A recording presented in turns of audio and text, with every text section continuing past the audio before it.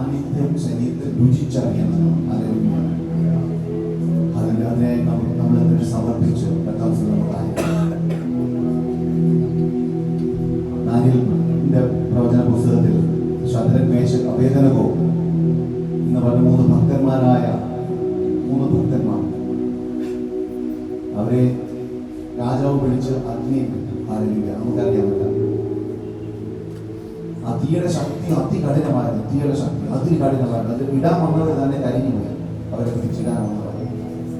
പക്ഷേ ഒരു രോമത്തിന് പോലും കേടുവരാതെ ആ അഗ്നിക്കുള്ളിൽ കാത്ത കർത്താവ്. ഹല്ലേലൂയ. അക്ഷരീയമായി നമ്മൾ കാണുന്ന തീക്ക് ഉപരിയായി ഹല്ലേലൂയ അതിലും ശക്തിയേറിയ ദൈവത്തിന്റെ ആത്മാവിന്റെ അഗ്നിയുടെ മധ്യത്തിലായി. ഹല്ലേലൂയ.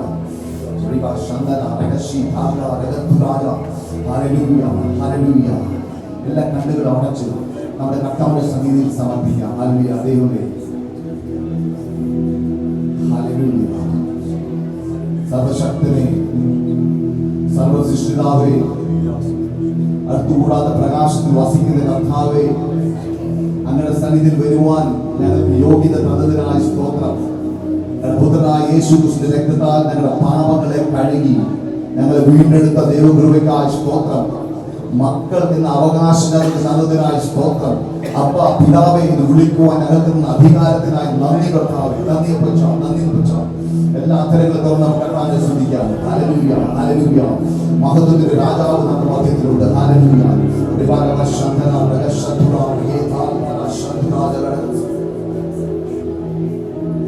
വനമിടമായിരങ്ങൾ വലിയവരിനാലും വലയമതിന്നെ വല്ലവൻ കാത്തിരുന്നേ.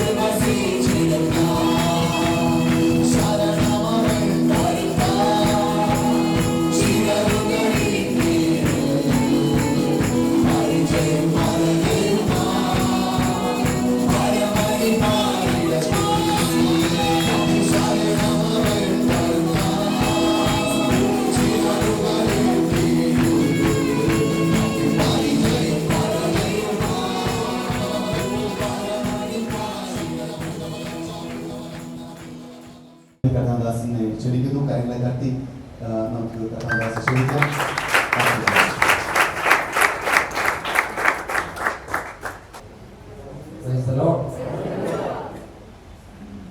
കർത്താവിന്റെ പരിശുദ്ധ നാമം വാഴ്ത്തപ്പെടുമാറാകട്ടെ.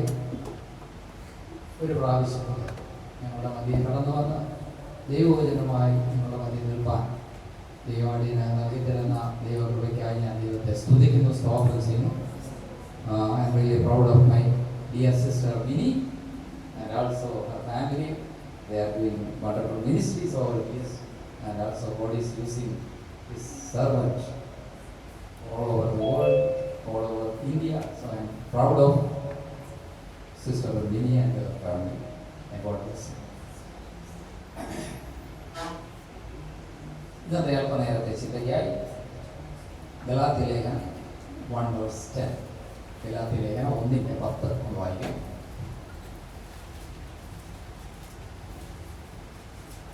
ഇപ്പോൾ ഞാൻ മനുഷ്യരെയോ ദൈവത്തെയോ സന്തോഷിപ്പിക്കുന്നത് അല്ല, ഞാൻ മനുഷ്യരെ പ്രസാദിപ്പിക്കുവാൻ നോക്കുന്നുവോ? ഇന്നും ഞാൻ മനുഷ്യരെ പ്രസാദിപ്പിക്കുന്നുവെങ്കിൽ ക്രിസ്തുവിന്റെ ദാസനായിരിക്കുകയില്ല. നമുക്ക് 1 ശമൂവേൽ 15-ാം അധ്യായത്തിന്റെ 22-ാമത്തെ വാക്യം പഠിക്കാം. ശമൂവേൽ 15:22. ശമൂവേൽ പറഞ്ഞത് യഹോവയുടെ കൽപ്പന അനുസരിക്കുന്നത് പോലെ ഹോമയാഗങ്ങളും ഹനനയാഗങ്ങളും യഹോവയ്ക്ക് പ്രസാദമാകുമോ? ഇതാ അനുസരിക്കുന്നത് യാഗത്തെക്കാളും ശ്രദ്ധിക്കുന്നത് മുട്ടാടുകളുടെ മേധസ്സിനേക്കാളും നല്ലത്. നമുക്ക് കണ്ണുകളോടെ പ്രാർത്ഥിക്കാം. മഹാപരിശുദ്ധ ദൈവമേ, സ്വർഗ്ഗസ്ഥ പിതാവേ, ഈ നല്ല സമയത്തിനായി വീണ്ടും അവിടുത്തെ സ്തുതിക്കുന്നു, സ്തോത്രം ചെയ്യുന്നു. കർത്താവേ, ഇന്ന് വായിച്ച ദൈവവചനത്തിനായി അവിടുത്തെ സ്തുതിക്കുന്നു. വായിച്ചത് അടിയങ്ങൾക്ക് അനുഗ്രഹമാക്കിയിരിക്കാൻ അവിടുത്തെ സ്തുതിക്കുന്നു. കർത്താവ്, ഈ വചനത്തെ ധ്യാനിക്കുന്നതും ഇതിനെ കേൾക്കുന്നതും ഇതിനെ പാലിക്കുന്നതും അടിയങ്ങളുടെ ജീവിതത്തിൽ അനുഗ്രഹത്തിനും വിടുതലിനും കാരണമാക്കി തീർക്കുമാറാകണം. കർത്താവ്, ദൈവജനത്തെ അവിടുത്തെ കരങ്ങളിൽ ഏൽപ്പിച്ച് പ്രാർത്ഥിക്കുന്നു. കർത്താവ്, അവരുടെ ഹൃദയങ്ങളെ നല്ല നിലങ്ങളെ പോലെ ഒരുക്കുമാറാകണം. നിന്റെ വചനമാകുന്ന വിത്ത് അവരുടെ ഹൃദയങ്ങളിൽ വീണ് അത് ആഴത്തിൽ വേരൂന്നി വളരുവാൻ അവിടുന്ന് കൃപ ചെയ്താട്ടെ. അത് 100, 60, 30 മേനിയായി ഫലം കൊടുക്കുവാൻ സ്വർഗത്തിലെ ദൈവമേ കൃപ ചെയ്യണം. ഇന്ന് അടിയങ്ങൾ കേൾക്കുന്ന ദൈവവചന അടിയങ്ങൾക്ക് ഏറ്റവും അനുഗ്രഹത്തിനും വിടുതലിനും കാരണമാക്കിയാട്ടെ. പ്രാർത്ഥന ഘട്ടത്തിനാൽ സ്തോത്രം, യേശുവിന്റെ വിലയേറിയ നാമത്തിൽ തന്നെ. നാം ആദ്യം വായിച്ച ദൈവവചനം പൗലോസ് അപ്പോസ്തലൻ ഗലാത്യയിലുള്ള വിശ്വാസികൾക്ക് എഴുതുന്ന ഒരു ലേഖനത്തിന്റെ ഭാഗമാണ്. അവിടെ ഇപ്രകാരം പറയുന്നു: ഇന്ന് ഞാൻ ആരെയാണ് പ്രസാദിക്കുന്നത്? ആമേൻ. ഈ ഒരു ചോദ്യം എല്ലാ ദിവസവും നമ്മൾ നമ്മളോട് തന്നെ ചോദിക്കേണ്ടത്. ഞാൻ ആരെയാണ് ഇന്ന് പ്രസാദിപ്പിക്കുന്നത്? അവിടെ തന്നെ പൗലോസ് അപ്പോസ്തലൻ വളരെ വ്യക്തമായി പറയുകയാണ്, ഇന്ന് ഞാൻ ദൈവത്തെ പ്രസാദിപ്പിക്കാതെ മനുഷ്യനെ പ്രസാദിപ്പിക്കുന്നുവെങ്കിൽ ഞാൻ ആരല്ല? ഞാൻ ദൈവത്തിന്റെ അല്ലെങ്കിൽ കർത്താവിന്റെ ദാസനായിരിക്കാൻ കഴിയുകയില്ല. അപ്പൊ നമ്മളൊക്കെ ആരാ? നമ്മൾ സ്വയം പറയുന്നത് നമ്മൾ ദൈവമക്കളാണ്, ദൈവദാസന്മാരാണ്, ദൈവമക്കളാണ് എന്നൊക്കെ പറയുന്നവരാണ്. പക്ഷേ അടുത്ത ചോദ്യം നമ്മളോട് വരുന്നത്, ഇപ്പോൾ നാം ദൈവമക്കളാണെങ്കിൽ, ദൈവദാസന്മാരാണെങ്കിൽ നാം ആരെയാണ് പ്രസാദിപ്പിക്കുന്നത്?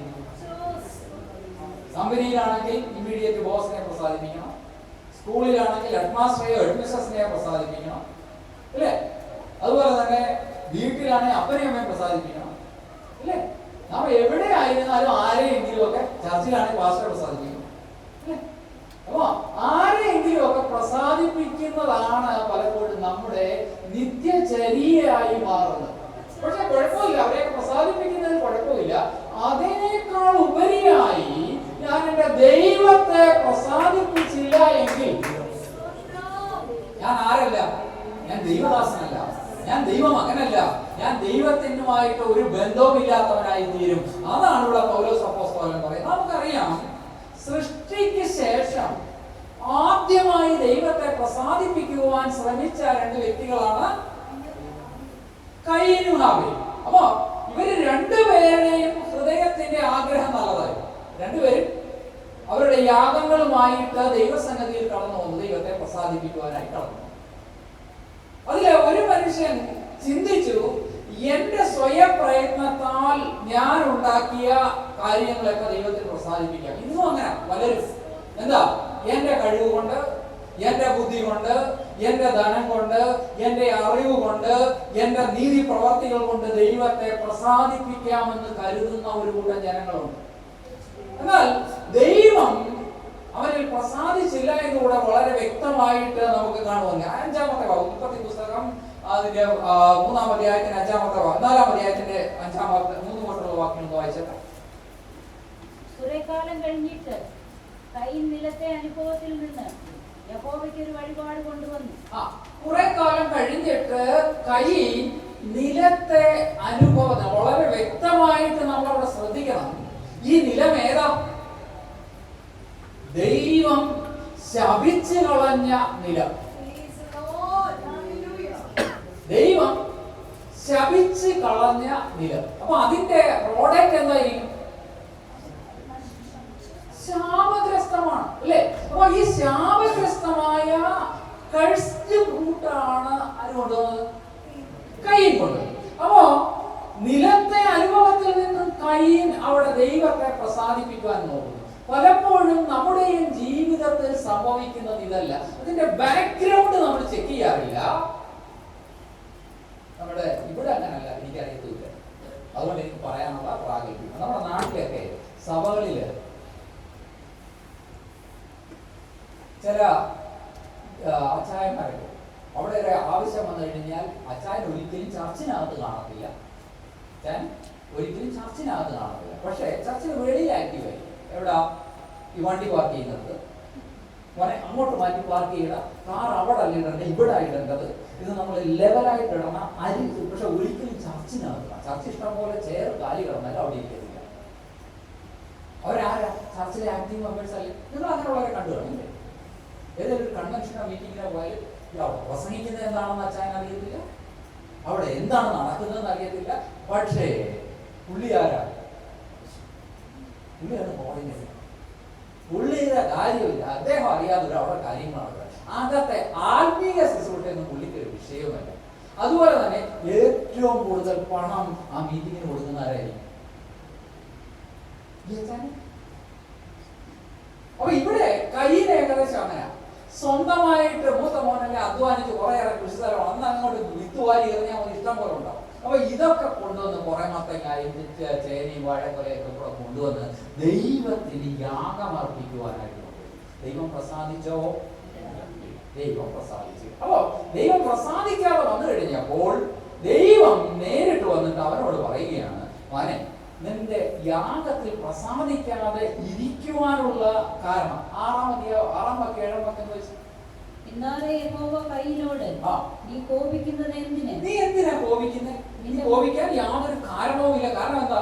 ശപിക്കപ്പെട്ട ഭൂമിയിൽ നിന്ന് ശപിക്കപ്പെട്ട വസ്തുക്കൾ എന്റെ സന്നിധിയിൽ കൊണ്ടുവന്നാൽ അതെനിക്ക് പ്രസാദിക്കുവാൻ കഴിയത്തില്ല. God is reasoning with the eye. അവരോട് സംസാരിക്കുക. ഇനി അടുത്ത വാക്യം വായിക്കാം. നിന്റെ മുഖം പാടുന്നത് എന്താ? ഞാൻ ഇവിടെ ദോഷമായിട്ട് ചെയ്തു, എനിക്ക് ചെയ്യാൻ പറ്റത്തില്ല. അതെനിക്ക് ചെയ്യാൻ പറ്റത്തില്ല. ഒരു ചർച്ച ആണെങ്കിൽ അല്ലെങ്കിൽ ഒരു ആത്മീയ കൂട്ടായ്മയാണെങ്കിൽ ഡിസിപ്ലിൻ. പാസ്റ്റർക്ക് അത് മാറ്റാൻ പറ്റത്തില്ല, അവിടുത്തെ എൽഡേഴ്സിന് മാറ്റാൻ പറ്റത്തില്ല. അതങ്ങനെ. പക്ഷെ ഞാൻ വലിയ ആളായതുകൊണ്ട് മാറ്റണമെന്ന് പറയുന്നത് ശരിയാണ്. ഞാൻ വലിയ ആളാണ്, അത് മാറ്റും. പക്ഷെ അവിടാണ് കയ്യിൽ പറ്റിയത്. അപ്പൊ കയ്യിന്റെ യാഗത്തിൽ ദൈവം പ്രസാദിക്കാതെ വന്നിട്ട് കയ്യിൽ പോകുന്നു. അപ്പൊ ദൈവം വന്നിട്ട് അവനുമായിട്ട് റീസൺ ചെയ്യണം.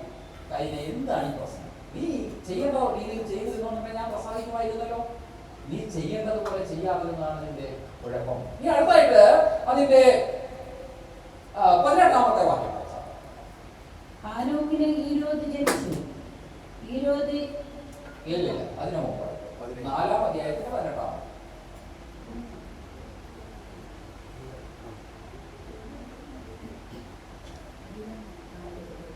13-ാമത്തെ വാക്യം വെച്ചാൽ കയീൻ യഹോവയോട് എന്റെ കുറ്റം പൊറുപ്പാൻ കഴിയുന്നതിനേക്കാൾ വലിയതാകുന്നു. ഇതാ നീ ഇന്ന് എന്നെ ആട്ടിക്കളയുന്നു.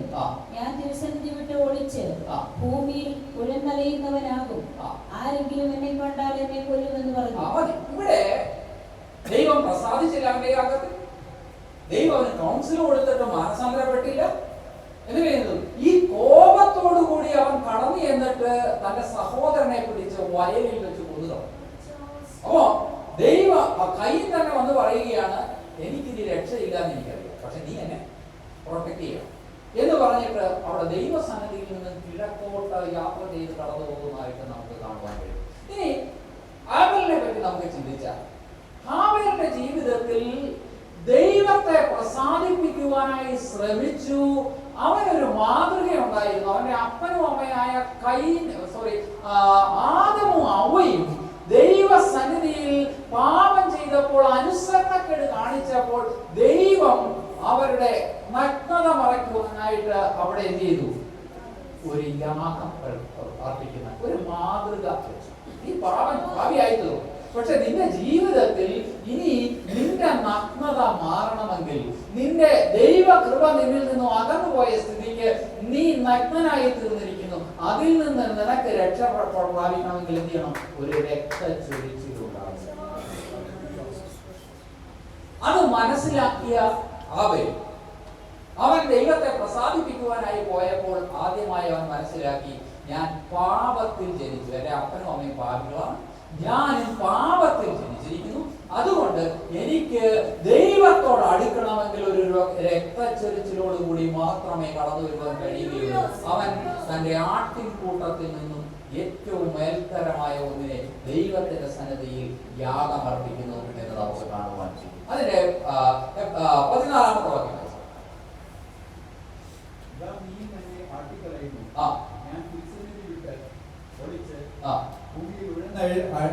അലയുന്നവനാകും, ആരെങ്കിലും എന്നെ കണ്ടാൽ എന്നെ കൊല്ലുമെന്ന് പറയുന്നു. ഇവിടെ ഒരു മനുഷ്യൻ അവൻ പാപം ചെയ്തിട്ട് ദൈവസന്നിധിയിൽ നിന്ന് ഓടി ഒളിക്കുന്ന ഒരുവനെയാണ് കാണുന്നത്. എന്നാൽ ദൈവത്തിന്റെ വചനം പറയുന്നത് ആബേലിലും അവന്റെ യാഗത്തിലും ദൈവം പ്രസാദിച്ചു. എബ്രായലേഖനം 11-ാം അധ്യായത്തിന്റെ 4-ാം വാക്യം വായിക്കുമ്പോൾ അവിടെ ഇപ്രകാരം നമുക്ക് കാണുവാൻ കഴിയുന്നു, ദൈവത്തിന്റെ ഹിതപ്രകാരം യാഗം കഴിച്ച ആബേലിലും അവന്റെ യാഗത്തിലും ദൈവം പ്രസാദിച്ചു. അവിടെ ഒരു വാക്ക് വളരെ വ്യക്തമായിട്ട് എഴുതി വെച്ചിട്ടുണ്ട്. അത് തുടങ്ങുമ്പോൾ and by faith.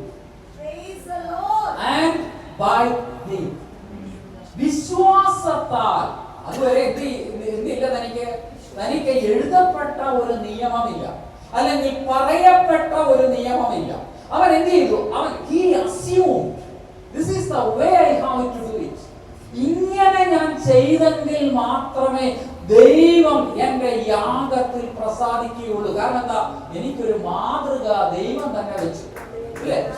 അതനുസരിച്ച് ഞാൻ ചെയ്തെങ്കിൽ മാത്രമേ ദൈവം എന്റെ യാഗത്തിൽ പ്രസാദിക്കുകയുള്ളൂ എന്ന് അവൻ ചിന്തിച്ചു, അപ്രകാരം ചെയ്തു.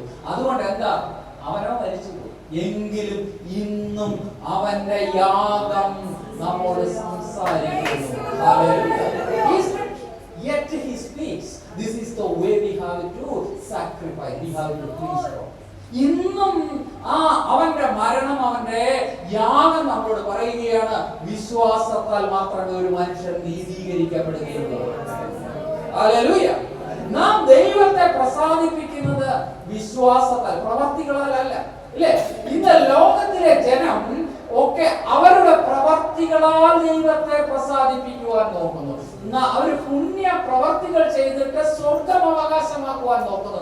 തെക്കുള്ളവർ യാത്ര ചെയ്ത് വടക്കോട്ട് പോകുന്നു, വടക്കുള്ളവർ തെക്കോട്ട് യാത്ര ചെയ്യുന്നു. അവരുടെ യാത്രയിൽ ദൈവം പ്രസാദിക്കുമെന്ന് കരുതുന്നു. ചിലരൊക്കെ കാലിലെ ചപ്പലുകൾ അല്ലെങ്കിൽ ചെരുപ്പുകൾ നീക്കിയിട്ട് പെറുമ്പാതരായിട്ട് കല്ലിലും മുള്ളിലും നടന്ന് മലകൾ കയറുന്നു. ഇതൊന്നും ദൈവത്തിന് പ്രസാദമായിരിക്കുകയില്ല. പിന്നെയോ വിശ്വാസത്താൽ മാത്രമേ ഒരുവൻ നീതീകരിക്കപ്പെടുകയുള്ളൂ. ഹല്ലേലൂയ. ഇത് ഇന്നത്തെ ഇത്രയും പറഞ്ഞ് ഞാൻ ആ ഭാഗം വിടുകയാണ്. നമുക്ക് ദൈവത്തെ പ്രസാദിപ്പിക്കുന്നതിന് ഒരു മനുഷ്യന്റെ ജീവിതത്തിൽ ഏറ്റവും അത്യന്താപേക്ഷിതമായിരിക്കുന്ന ഒരു കാര്യം അനുസരണം. അനുസരണത്തെ പറ്റിയാണ് ചില കാര്യങ്ങൾ പറയുവാൻ ഞാൻ ആഗ്രഹിക്കുന്നത്. 1 ശമൂവേലിന്റെ പുസ്തകം 15-ാം അധ്യായത്തിന്റെ 22-ാമത്തെ വാക്യം ആരെങ്കിലും വായിച്ചു.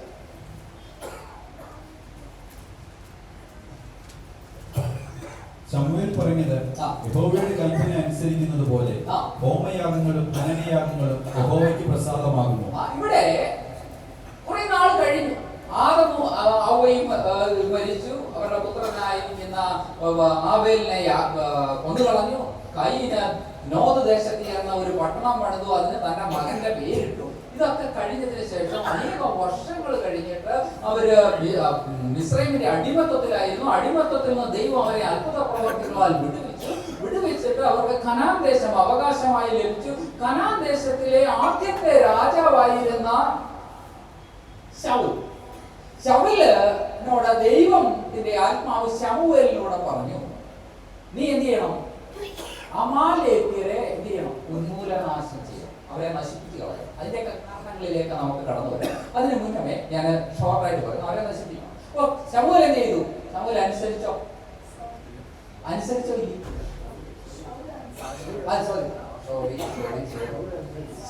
ശൗൽ അനുസരിച്ചോ? ഇല്ല എന്ന് പറഞ്ഞ ഞാൻ സമ്മതിക്കും. ഈ ആൾമോസ്റ്റ് ഒബീഡ് എന്ന് പറഞ്ഞാൽ എന്താ? Not up to the level, yet almost, maybe 90%. നമ്മൾ അങ്ങനെയല്ലേ പറയും. നമ്മൾ ശൗലിനെ എപ്പോഴും കുറ്റം പറയും. ശൗൽ അനുസരിച്ചില്ല, ചാടി കയറി പറയും ശൗൽ അനുസരിച്ചില്ല. പക്ഷെ അങ്ങനെയല്ല യഥാർത്ഥത്തിൽ സംഭവിച്ചു. ശൗൽ എന്ത് ചെയ്തു? അനുസരിച്ചു. ശമൂവേൽ പറഞ്ഞത് കേട്ടു. അവന്റെ ആർമിയൊക്കെ കളക്ട് ചെയ്തു. നേരിട്ട് അമാലേക്കിന്റെ അടുക്കലേക്ക് ചെന്നിട്ട് അവരെ ഉന്മൂലനാശം ചെയ്യണമെന്ന് പറഞ്ഞു. അത് അത്രയും ചെയ്തില്ല. എങ്കിൽ തന്നെയും കുറെ പേരെയൊക്കെ കൊന്നു. ആരോഗ്യമില്ലാത്ത, ബലഹീനരായ, രോഗികളായ എന്ത് ചെയ്തു? ആടുമാടുകളെയൊക്കെ കൊന്നു. അപ്പൊ എന്ത് ചെയ്തു? അനുസരിച്ചില്ല. നമ്മുടെയും കുഴപ്പമില്ല. എന്തായാലും ദൈവം പറഞ്ഞ ചാടി കയറി നമ്മളങ്ങ് അനുസരിക്കും.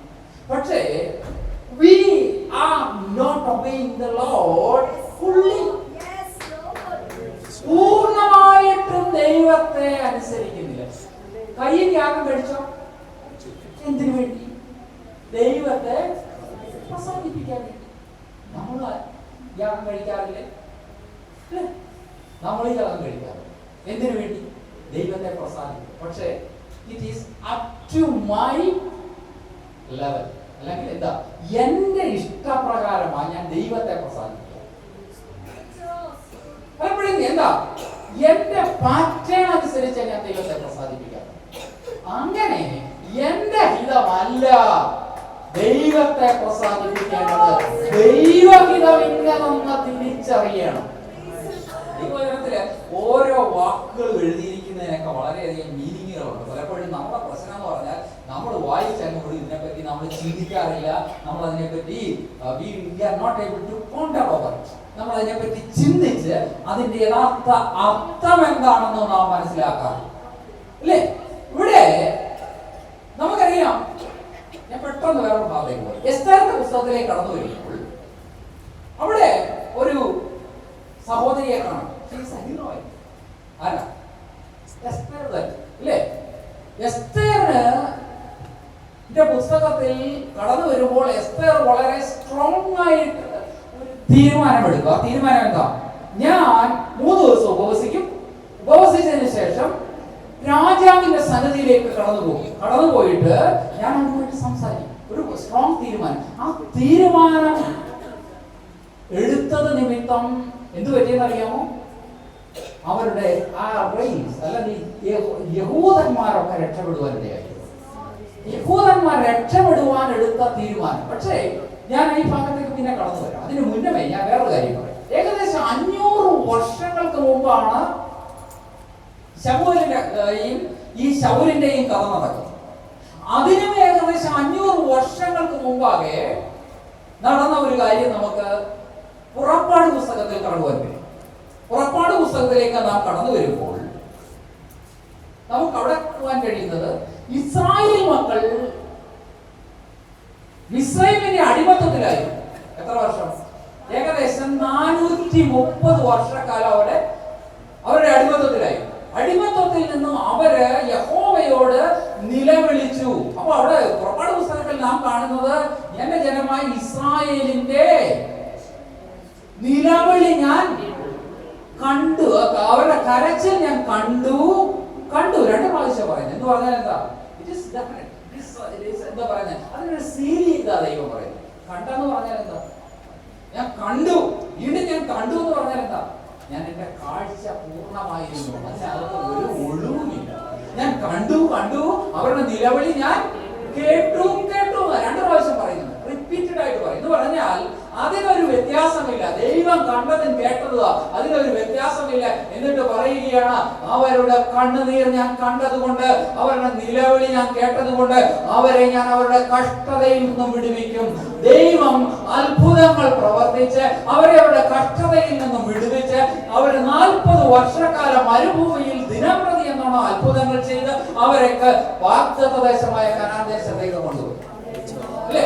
വാഗ്ദത്ത ദേശമായ കനാൻ ദേശത്തേക്കുള്ള യാത്രയിൽ നമുക്ക് ആദ്യമായിട്ട് കാണുവാൻ കഴിയുന്നത് അവര് ചെങ്കടൽ കടന്നു. ചെങ്കടൽ കടന്നു. ദൈവം അത്ഭുതം പ്രവർത്തിച്ചു. പക്ഷെ ഈ ചെങ്കടൽ കടന്ന ജനത്തെ പറ്റി നമ്മൾ ചിന്തിച്ച്, ഒന്ന്, ഉള്ളിൽ ഏറ്റവും വലിയ ഭയം നിന്നിരുന്ന സമയമാണ്. അല്ലെ? ഫറവോനും സൈന്യം പുറകെ ഓടി വരിക. ഫറവോനും സൈന്യം അവരെ ഏത് നിമിഷവും ആക്രമിക്കാം. മുൻപിൽ എന്താണ്?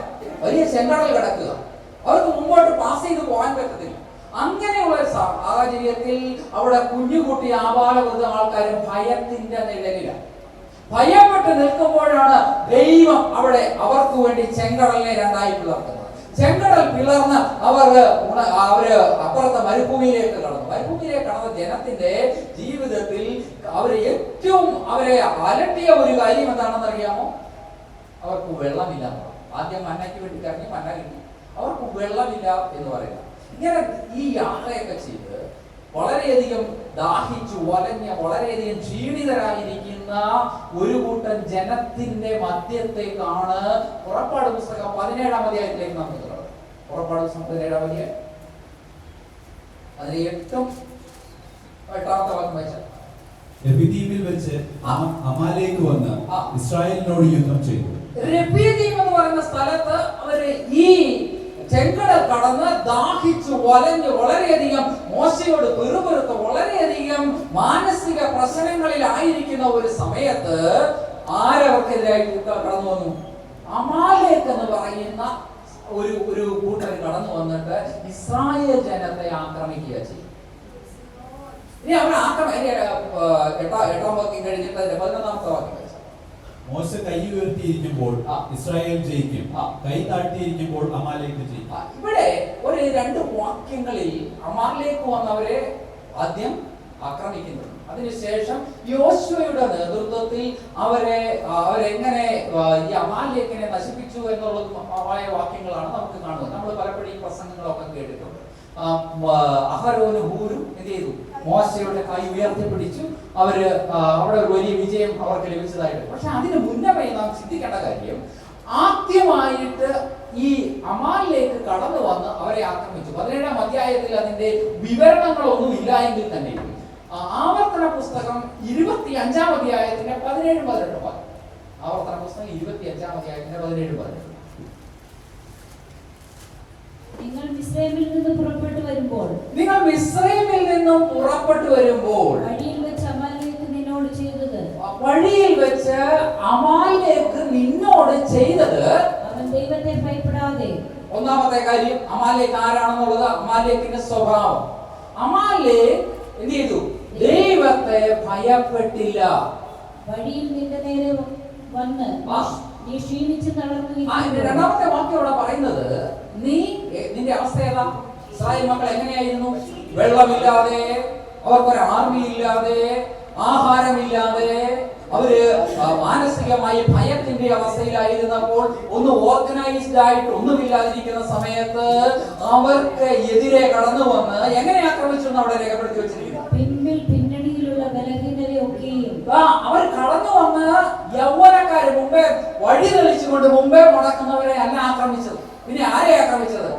ക്ഷീണിതരായിട്ട്, ബലഹീനരായിട്ട്, രോഗികളായിട്ട്, പ്രായം ചെന്നവരായിട്ട്, നടക്കാൻ ബുദ്ധിമുട്ടുള്ളവരായിട്ട്. നമ്മൾ എവിടെയെങ്കിലും പോയാൽ തന്നെ അറിയാം.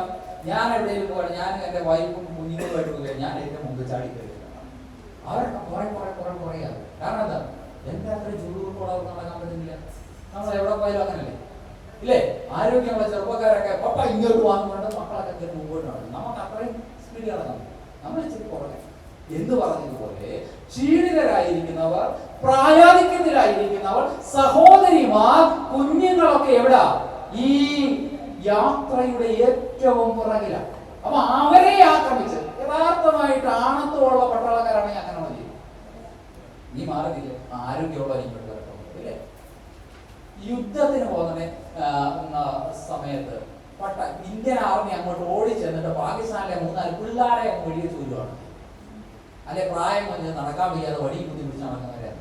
അവരിന്ന് ആർമിയെയാണ് വിളിക്കുന്നത് അല്ലേ? ആർമിയുടെ എവിടെയാണ് ആർമി വരുന്നത് അവരെയാണ് യുദ്ധം ചെയ്യുന്നത്. അല്ലാതെ അവിടുത്തെ വീട്ടുകാർ അങ്ങനെയൊക്കെ ചെയ്യുന്ന യുദ്ധക്കാരുമുണ്ട് ഇന്നത്തെ കാലത്ത് അങ്ങനെയൊക്കെയാണ്. പക്ഷെ അങ്ങനല്ല. അത് എത്തിക്കലി ചിന്തിച്ചാൽ അത് തെറ്റായ ഒരു പ്രോബ്ലം. ഈ മിഡിൽ ഈസ്റ്റിന്റെ നിയമങ്ങളൊക്കെ ഉണ്ടാകുന്നതിന് മുന്നമേ തന്നെ ഈ മോറൽ കോഡ് ഓഫ് കോണ്ടക്ട് അല്ലെങ്കിൽ എങ്ങനെ ഒരു യുദ്ധം ചെയ്യണം എന്നുള്ളത് ഉണ്ടായിരുന്നു. അത് എല്ലാവരെയും ഒന്നും യുദ്ധം ചെയ്ത് കൊല്ലാൻ പറ്റത്തില്ല. ഈ ബലഹീനരെ കൊല്ലാൻ പാടില്ല, അല്ലെങ്കിൽ കുഞ്ഞുങ്ങളെ കൊല്ലാൻ പാടില്ല, അങ്ങനെയുള്ള ആ കോഡ് ഓഫ് കോണ്ടക്ട്. എന്നാൽ ഇവിടെ അമാലേക്ക് എന്താ ചെയ്തത്? ഒട്ടും ഓർഗനൈസ്ഡ് അല്ലാതിരിക്കുന്ന ഒരു കൂട്ടം ജനങ്ങൾ പോകുമ്പോൾ അവരിൽ ഏറ്റവും ബലഹീനരെ കൊന്നു. ദൈവത്തെ ഭയപ്പെട്ടില്ല എന്ന് അവിടെ രേഖപ്പെടുത്തി. ഇനി നമുക്ക് ഇച്ചിരൂടെ ഉള്ളിലോട്ടൊന്ന് ഇറങ്ങി ചിന്തിക്കാം. ഈ അമാലേക്ക് ആരാണെന്ന് നമുക്ക് നോക്കാം. പുറപ്പാട് പുസ്തകം 17-ാം അധ്യായത്തിന്റെ 14-15 ആദ്യം മോശയോട് നീ ഇത് ഓർമ്മയ്ക്കായിട്ട് ഒരു പുസ്തകത്തിൽ എഴുതി. ഇപ്പൊ മോശയോട് പറയുക, നീ ഒരു കാര്യം ചെയ്യണം. ഈ അമാലേക്കിന് മാത്രമല്ല ഇസ്രായേൽ മക്കളെ ആക്രമിച്ചത്. പക്ഷേ ദൈവം ഫുൾ വേദപുസ്തകം നാം പഠിച്ചു കഴിഞ്ഞാൽ ഈ ഒരൊറ്റ സ്ഥാനത്ത് മാത്രമേ ഇങ്ങനെ വ്യക്തമായിട്ട് എഴുതി വെച്ചിട്ടുള്ളൂ. നീ ഒരു കാര്യം ചെയ്യണം, നീ ഇസ്രായേൽ മക്കളുടെ ഓർമ്മയ്ക്കായിട്ട് ഇത് എന്ത് ചെയ്യണം? ഇതൊന്ന് കുറിച്ചു വെക്കണം. മോവാബ് അവരുടെ യുദ്ധം ചെയ്തില്ലേ? അസീര്യക്കാരെ യുദ്ധം ചെയ്തില്ലേ? ഫിലിസ്തീനെ യുദ്ധം ചെയ്തില്ലേ? ഇവരൊക്കെ യുദ്ധം ചെയ്യും. പക്ഷെ അവരുടെ ആരുടെയും പേര് ഇങ്ങനെ ഓർമ്മയ്ക്കായിട്ട് എഴുതി വെക്കണമെന്ന് പറഞ്ഞില്ലല്ലോ. മോശ പറയുകയാണ്, മോശയുടെ കാലശേഷം കാലം കഴിയാൻ പോകുന്നു, യോശുവയ്ക്ക് അധികാരം കൈമാറുന്ന സമയത്ത് പറയുകയാണ്, നീ ഒരു കാര്യം ചെയ്യും. നീ എന്താ ചെയ്യേണ്ടത്? ഈ കാര്യം എന്താ കാര്യം? നമ്മൾ ഇസ്രായേലിൽ നിന്നും ചെങ്കടൽ കടന്ന് മരുഭൂമിയിലേക്ക് കടന്നു വരുമ്പോൾ, ഇസ്രായേൽ മക്കൾ വളരെ ദാഹിച്ച് വരഞ്ഞിരിക്കുമ്പോൾ, ഓർഗനൈസ്ഡ് അല്ലാതിരിക്കുമ്പോൾ, ക്ഷീണിതരായിരിക്കുമ്പോൾ, അവര് ആ കൂട്ടത്തിൽ നാം കടന്നു വരുമ്പോൾ ഏറ്റവും പടയിൽ ഏറ്റവും ബലഹീനരെ, ഒരാരോഗ്യവുമില്ലാത്തവരെ, രോഗികളായിരിക്കുന്നവരെ, ക്ഷീണിതരായിരിക്കുന്നവരെ, ഏറ്റവും പിറകിലുള്ള ഡിഫൻസ്ലെസ് ആയിട്ടുള്ള ആൾക്കാരെ എന്ത് ചെയ്തു? അമാലേക്ക് വന്ന് കളഞ്ഞു. ആ കാര്യം നീ എന്ത് ചെയ്യണം? നീ ഒന്ന് എഴുതി വേണം. എന്തിനു വേണ്ടിയിട്ടാ? എന്നോട് വായിച്ചാ യഹോവ മോശയോട് നീ ഇത് ഓർമ്മയ്ക്കായിട്ട് ഒരു പുസ്തകത്തിൽ എഴുതി യോശുവയെ കേൾപ്പിക്കാം. ഞാൻ അമാലേക്കിന്റെ ഓർമ്മ ആകാശത്തിന് കീഴിൽ നിന്ന് അശേഷം മായ്ച്ചു കളയുമെന്ന് കൽപ്പിച്ചു. ഞാൻ അമാലേക്കിന്റെ ഓർമ്മ അശേഷം ഭൂമുഖത്ത് നിന്നും മായ്ച്ചു കളയുമെന്ന് ദൈവം ഒരു കൽപ്പന പുറപ്പെടുവിച്ചു. ദൈവം ഒരു degree, he has passed, he has sealed, he has signed the decree. Praise the Lord. എന്താ കാര്യം? ഇനിയാണ് നാം അവരുടെ ബാക്ക്ഗ്രൗണ്ട്. ആ യുദ്ധത്തിൽ യോശുവ പോയി യുദ്ധം ചെയ്തിട്ട് അവിടെ ഒരു യാഗപീഠം പണിതു. ആ യാഗപീഠത്തിന് എന്ത് പേരാ നൽകിയത്? യഹോവ Nissy, God is my banner, ദൈവത്തിന്റെ കൊടി എന്നുള്ള പേരൊക്കെ നൽകുന്നതായിട്ട് നമുക്ക് കാണാം. ഇനി നമുക്ക് 1 ശമൂവേൽ 15-ാം അധ്യായത്തിലേക്ക് കടന്നു വരാം. 15-ാം അധ്യായത്തിൽ അതിന്റെ 22-ാമത്തെ വാക്യം വായിച്ചേക്കാം.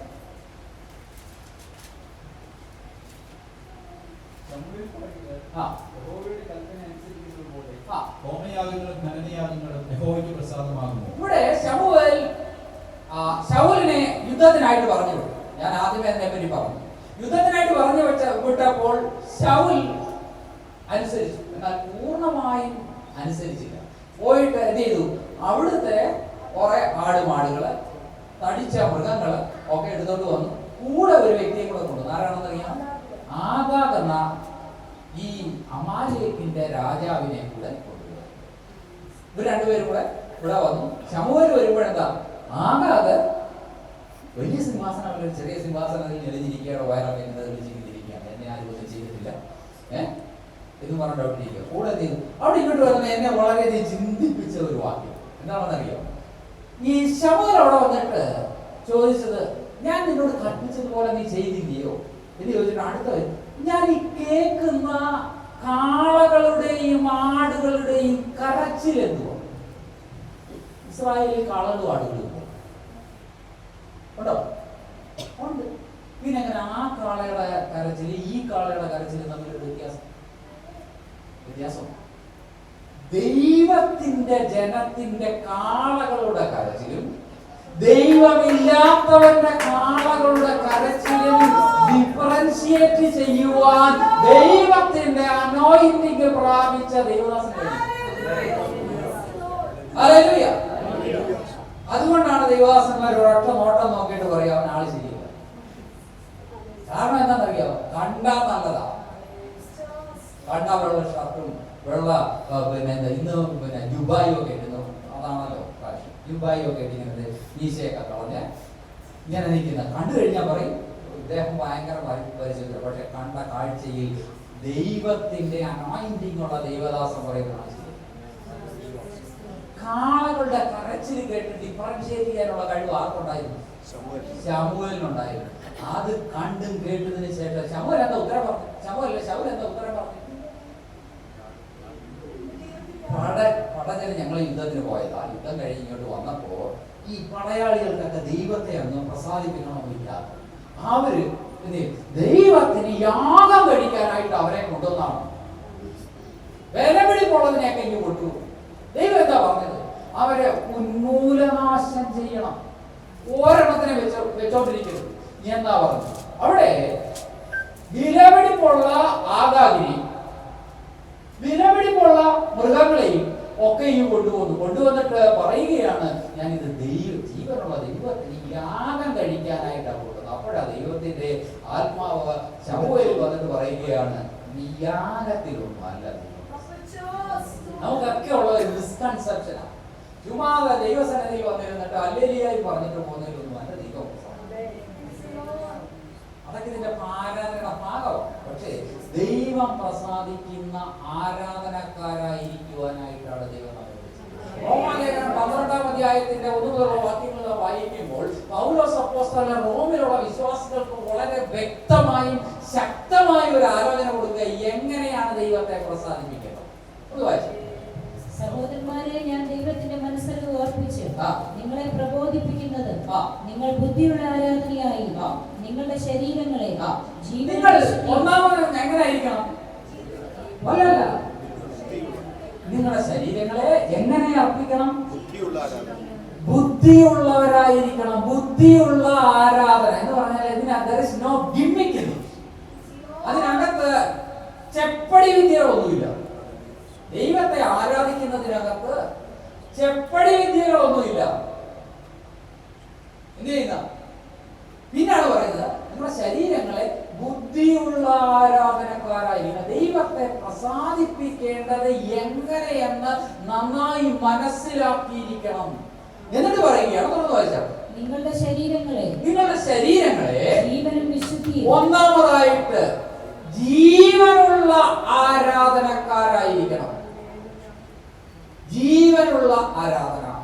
ഇനി രണ്ടാമതായിട്ട് പറയുകയാണ്, അത് വിശുദ്ധമായിരിക്കണം. ദൈവത്തിന് വളരെ പ്രാധാന്യമുള്ള ഒരു കാര്യമാണ്. അതുകൊണ്ടാണ് ദൈവം കയ്യിലും അവന്റെ യാഗത്തിലും പ്രസാദിക്കാതെ ഇതൊക്കെ കൊണ്ടുവന്ന് അവിടെ വെച്ചു. നിങ്ങളൊക്കെ ഭയങ്കര ബയോളജിക്കലി പറഞ്ഞിരിക്കുന്ന എന്താ, വയറിന് ജീവനില്ലയോ എന്നൊക്കെ ചോദിച്ചാൽ എനിക്കതിനൊന്നും ഉത്തരം അറിയാം. ഞാൻ വലിയ ബയോളജിക്കാരനൊന്നുമല്ല. എങ്കിലും കണ്ട കാഴ്ചക്ക് ഞാൻ പറയാം, ജീവനുള്ള ആളെ തന്നെ അവിടെ പിടപ്പ് കാണും, കരച്ചിൽ കാണും, ഇല്ലേ?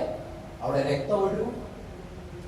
ആ പേര് ജീവനുള്ള ആരാധനക്കാരനായി. അതുകൊണ്ടാണ് ആ ആരാധനയിൽ ഇന്നും നാം ജീവനോട് പറയുവാനിടയായി. ഇന്നും നമ്മോട് സംസാരിക്കുന്ന ആരാധനയാണ് ആ പേര്. നമ്മുടെ ജീവിതത്തിലെ ആരാധന ചടങ്ങിന്റെ ആരാധനയല്ല. എന്നും രാവിലെ വന്ന് കറക്കി കുത്തി പരിശുദ്ധാത്മാവിനെ കയറ്റി, ഇല്ലേ? പിന്നെ എങ്ങനെയാ നമ്മുടെ ആരാധന? പൂർണ്ണ ഹൃദയത്തോടെയുള്ള ആരാധന. പൂർണ്ണ ആത്മാവോടുകൂടി ആരാധന. ഹല്ലേലൂയ. നാം പലപ്പോഴും നമുക്കായിട്ട് അല്പം മാറ്റി വെക്കാം. അവിടെയാ പ്രശ്നം. We obey God 90%, maybe 95%, 5% is ours. നമുക്കുള്ളതാ 5%. അത് എന്റെ ഇഷ്ടപ്രകാരം ഇല്ലേ? നമുക്ക് പൂർണ്ണമായും ദൈവത്തിന്റെ ആരാധനയ്ക്കായി നമ്മെ ഏൽപ്പിച്ചു കൊടുക്കുവാനുള്ള മനസ്സിലായി. അതിന്റെ ആവശ്യമുണ്ടോ? വാസ്റ്റ് പറഞ്ഞ് കൈ പൊക്കി ഒരു ഹല്ലേലൂയ പറയാമോ? പിന്നെ കൈ പൊക്കി പറയാതെ കൈ പുറകെ വെച്ചോണ്ട് ഹല്ലേലൂയ പറഞ്ഞ പറ്റത്തില്ല. അതാരായാ? ഈ 95ന്റെ ബാലൻസ് 5% ഇല്ലേ? പൂർണ്ണമായിട്ട് നമ്മുടെ ഹൃദയത്തിൽ. ഞാൻ 89 ബൈബിൾ കോളേജിലൊക്കെ പോയിട്ട് അത് വളരെ ചെറുപ്പം ഇങ്ങനെ അവിടെ ഒരു മീറ്റിംഗ്, അവിടെ മീറ്റിങ്ങിന് പോയി കഴിഞ്ഞാൽ ഈ വില്ലേജേഴ്സാണ് ഇന്നത്തെ ഛത്തീസ്ഗഡിന്റെ ഭാഗമായ ബസ്തർ ഡിസ്ട്രിക്ട്.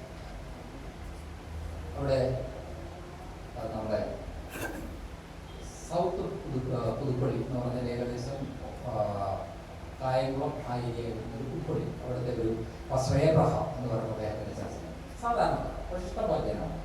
അവിടെ അങ്ങോട്ട് ആദ്യം ചെന്നപ്പോഴേക്കും ഇഷ്ടം അതായത് നമ്മളാരെ ബൈബിൾ കോളേജിൽ പഠിച്ചു പോകുന്ന ആൾക്കാർ, അവരെക്കായി തിയോളജി അറിയാം, അവരെക്കായി ദൈവജനം അറിയാം. അങ്ങനെയുള്ളവർക്ക് അവരെല്ലാം കൈ അടിച്ച് ദൈവത്തെ ആരാധിക്കുന്നു. അതിന്റെ ആവശ്യമുണ്ട്.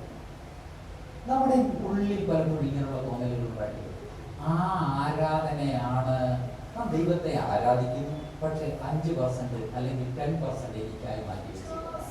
ദൈവം അതിനെ പ്രസാദിക്കുന്നു. അതുകൊണ്ടാണ് ദൈവ സങ്കീർത്തനക്കാരൻ പറയുന്നത്, നിങ്ങളുടെ ആരാധന എങ്ങനെയുള്ള ആരാധനയായിരിക്കണം? ജീവനുള്ള ആരാധനയായിരിക്കണം, പൂർണ്ണതയുള്ള ആരാധനയായിരിക്കണം, വിശുദ്ധിയുള്ള ആരാധനയായിരിക്കണം. അങ്ങനെയുള്ള ആരാധനകളിലാണ് ദൈവം പ്രസാദിക്കുന്നത് എന്ന് നമുക്ക് കാണുവാൻ കഴിയും. ഇവിടെ നമുക്കറിയാം, ഇത് കേട്ടിട്ട് ആർക്കു വേണ്ടിയും കാത്തു നിൽക്കാതെ ശമൂവേൽ ഈ ആഗാഗെന്ന രാജാവിനെ കൊണ്ടുവന്നു. ആഗാഗെന്ന രാജാവിനെ അവിടെ വെച്ച് തന്നെ കൊല്ലുവാൻ ഇടയായി. എന്നിട്ട് പറഞ്ഞു, നിന്റെ ദൈവം നിന്നെ ഉറപ്പിച്ചതായിരുന്നു, പക്ഷെ നിന്റെ ഈ അനുസരണക്കേട് നിമിത്തം എന്ത് ചെയ്തു? നിന്റെ അയൽക്കാരന് നിന്റെ രാജ്യത്വം ഞാൻ കൊടുത്തു, നിന്നേക്കാൾ കേവനാവാം. കാരണം എന്താ? ദൈവത്തെ അനുസരിക്കാനുള്ള മനസ്സ്. പലപ്പോഴും ദൈവം നമുക്കായിട്ട് അഡ്രസ് ചെയ്തിരിക്കുന്ന അനുഗ്രഹങ്ങൾ നമ്മിൽ നിന്ന് വഴുതി പോകുന്നതിന്റെ ഒരു റീസൺ എന്താണെന്ന് അറിയാമോ? നാം പൂർണ്ണമായിട്ടും ദൈവത്തെ പ്രസാദിപ്പിക്കാറുണ്ട്.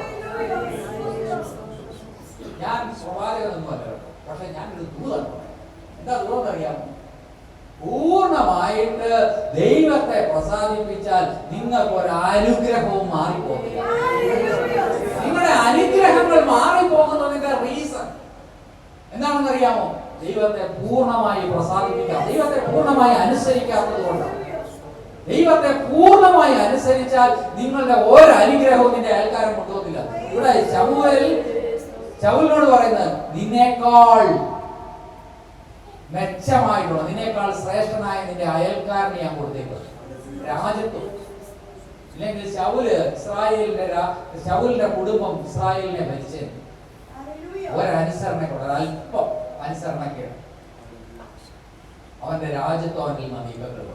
ഗിൽബോവ പർവ്വതത്തിൽ അവൻ ശത്രുക്കളുടെ വാളിനിരയായി വീഴുവാനുള്ള കാരണം അവന്റെ അനുസരണക്കേട്. അവൻ മാത്രമാണോ? അവന്റെ മോൻ വീണു, അവന്റെ അടുത്ത ആൾക്കാരൊക്കെ വീണു പോകാനിടയായി. എന്തുകൊണ്ടാണെന്നറിയാം? ഒരു ചെറിയ അനുസരണം. പ്രിയ ദൈവമക്കളെ, നമ്മൾ ഒരുപാട് തിയോളജി ഒന്നും പഠിച്ചില്ലെങ്കിൽ, ഒരുപാട് ഗഹനമായ കാര്യങ്ങളെ അറിയാൻ ശ്രമിച്ചില്ലെങ്കിൽ ഈ ഒരു കാര്യം നമ്മുടെ ജീവിതത്തിൽ ഉണ്ടാകും.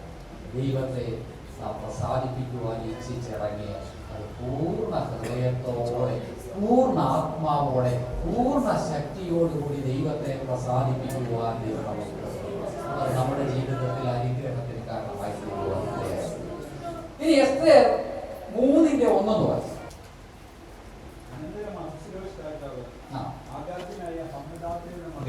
ഹാമാന് കയറ്റവും ഉന്നത പദവിയും കൊടുത്ത് അവന്റെ ഇരിപ്പിടം തന്നോടുകൂടെ ഇരിക്കുന്ന സകല പ്രഭുക്കന്മാരുടെയും ഇരിപ്പിടങ്ങൾക്ക് മേലായി വെച്ചു.